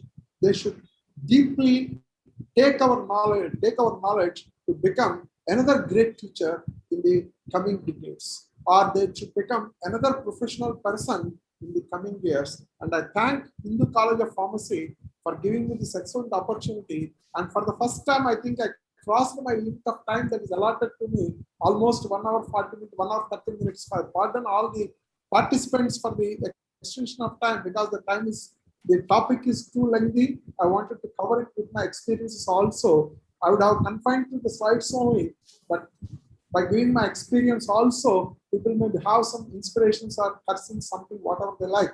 I don't mind. And I thank one and all for this great opportunity to share my thoughts on this particular topic, which is very useful for the present day generation. And I thank one and all. Thank you. Thank you very much, sir. We are not bothering about the time. We forgot the time also. Sir, it was a very interesting, very extensive, elaborative, and a very impressive session, sir. The way you explained the things is extraordinary. You have given all the younger generation a clear path how to become a good teacher, I mean a great teacher, and you have given excellently all the things. And sir, really, you have taken us to our golden days in the college days.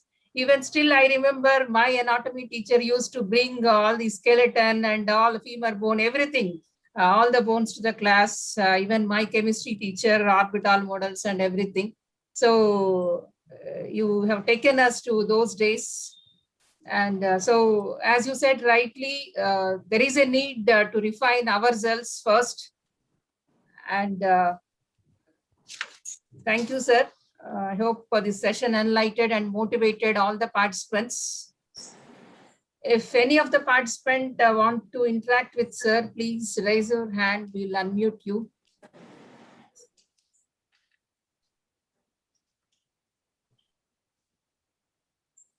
Chapan sir, Dr. Thank you very much, sir, for recognizing. First of all, I will be very much thankful to you, sir, for a great oration, eloquent lecture about teacher and taught, what actually a teacher should be. That's what I was so much impressed about, even though it is 1.5 hour or 1 hour 40 minutes lecture. There is a good absorption of the minds of the listeners of this on this occasion. And I want to make a little 1 or 2 statements after hearing all this. As one thing is, the students are being selected for the B Pharmacy or D Pharmacy or even M Pharmacy. The problem is about the beginning. That is, many students are coming from various lines of teaching, that is both mathematics and also biology, and both streams are coming in. And I feel about 30 to 40% students are interested in this pharmacy subject. They are coming from pharmacy. The rest of the students, because of the compulsion or lack of opportunities, otherwise they are coming to this. So naturally, when a teacher is beginning to teach them, naturally there will be a lot of disinterestedness among 50 to 60% of the students in the classroom.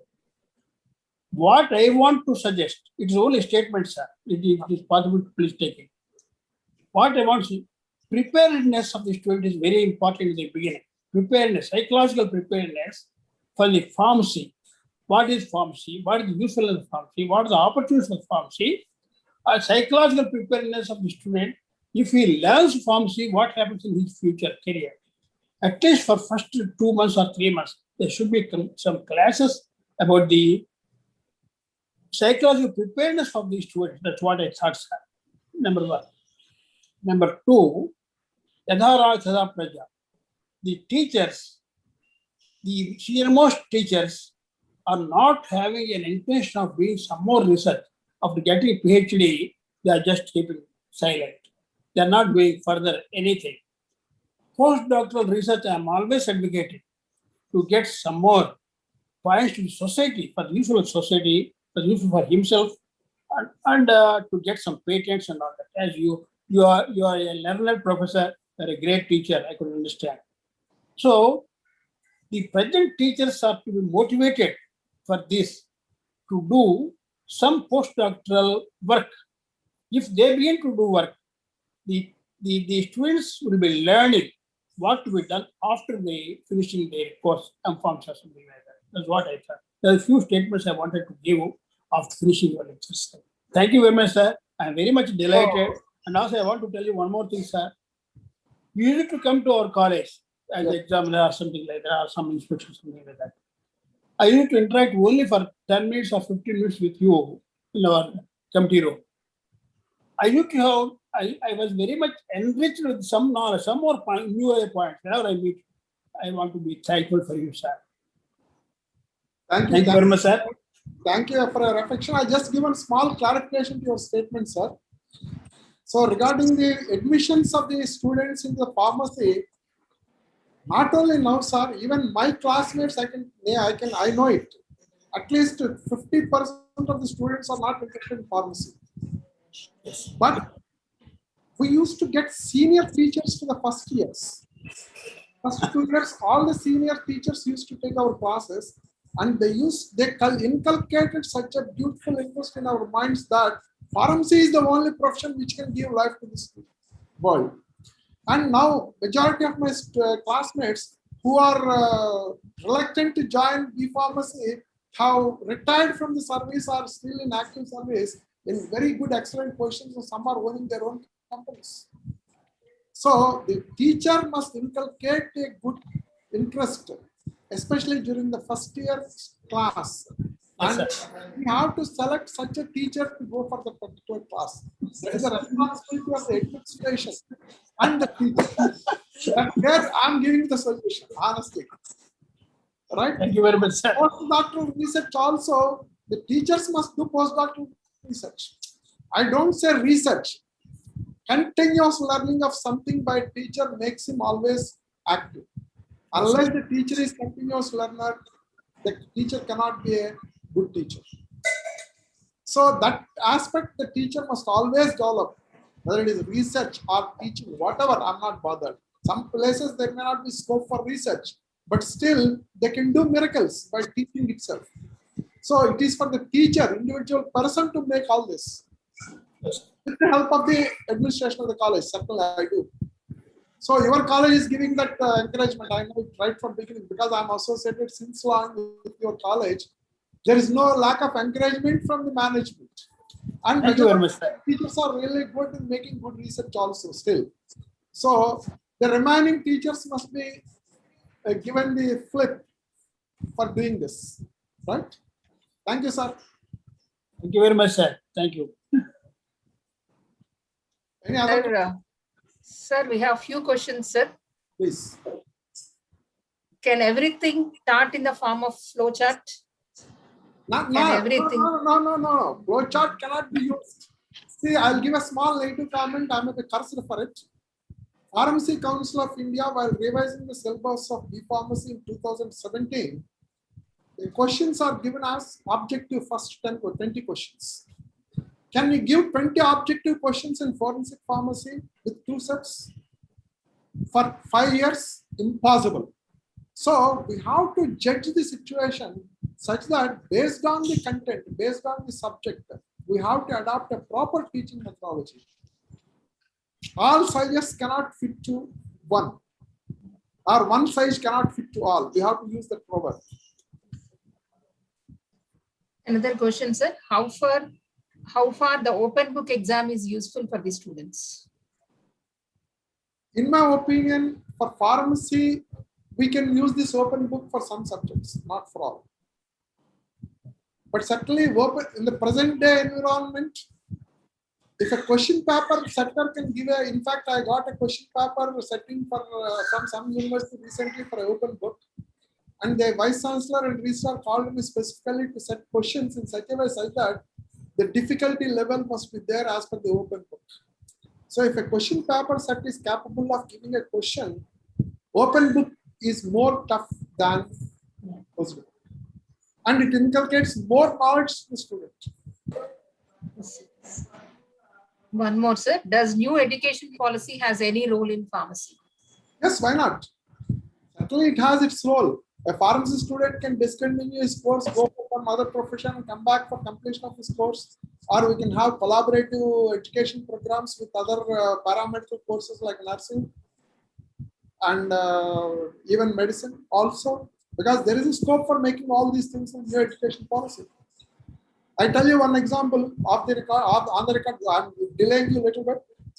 My junior's cousin, he settled in America, did his MSc Astrophysics, worked with NASA for about 8 years, got the job bored, resigned to the job, and again he restarted his career as a medical profession by getting exemption for some courses. Now he is a very good doctor of orthopedics in Chicago. So there is a scope, and our present education policy is giving that scope for the Indians also.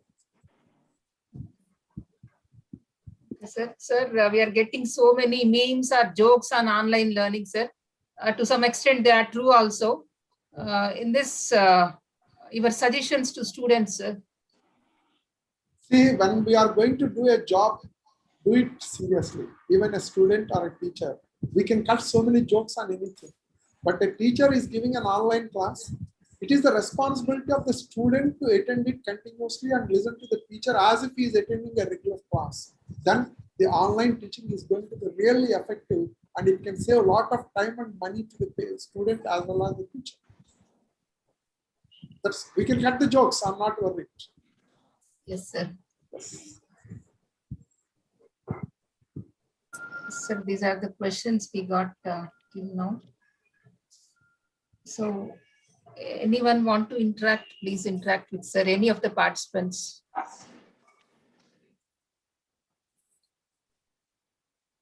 I think one lady has raised the hand. Okay.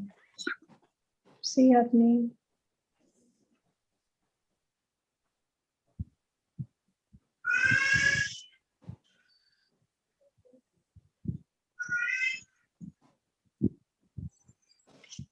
Okay, meanwhile, sir, the topic which you have chosen is really apt for the younger generation. It's a spellbound lecture, sir. The session is very effective and the need of the hour. It does sound like eye-opener. And the suggestions which you have given during the whole session really help the teachers for their better teaching and for their better future career also. And be a good teacher is very easy, sir. But from good teacher to become a great teacher is a very difficulty. I hope this session will be useful and inspire the teachers who are trying to become from a good teacher to great teacher. Really, really, it's wonderful, sir. Thank you very much for sparing your valuable time with us. Thank you for your affectionate words from all your Hindu College of Faculty. I'm really indebted for your prizings. And thank you very much. In fact, I crossed the limits. I know it, but I'm helpless. I don't want to cut the topic in between. That's why I can. We must inspire by seeing your energy and enthusiasm. Thank you. Sir, all the participants, they really enjoyed and they have given good comments, also many appreciation messages to you, sir. Thank you. Thank you very much. It's a quite interesting discussion, well moderated by Dr. A. Sita Devi. Herewith we will end this session, sir. Thank you. All the best to the next sessions. Thank you. Yeah, I request all the participants to join us for the second day of EFD sharp 10 a.m. tomorrow. Thank you, one and all. Thank you. Good day. Namaskaram, Dr. Garu. Namaste, sir. Namaste. Thank you so much, sir. Thank you. For spending valuable time. After this pandemic time, please come to our college once more, sir. Sure. Sir. Right. Your presence is always encouraging us, sir. Thank you. Yeah, hereby end the meeting.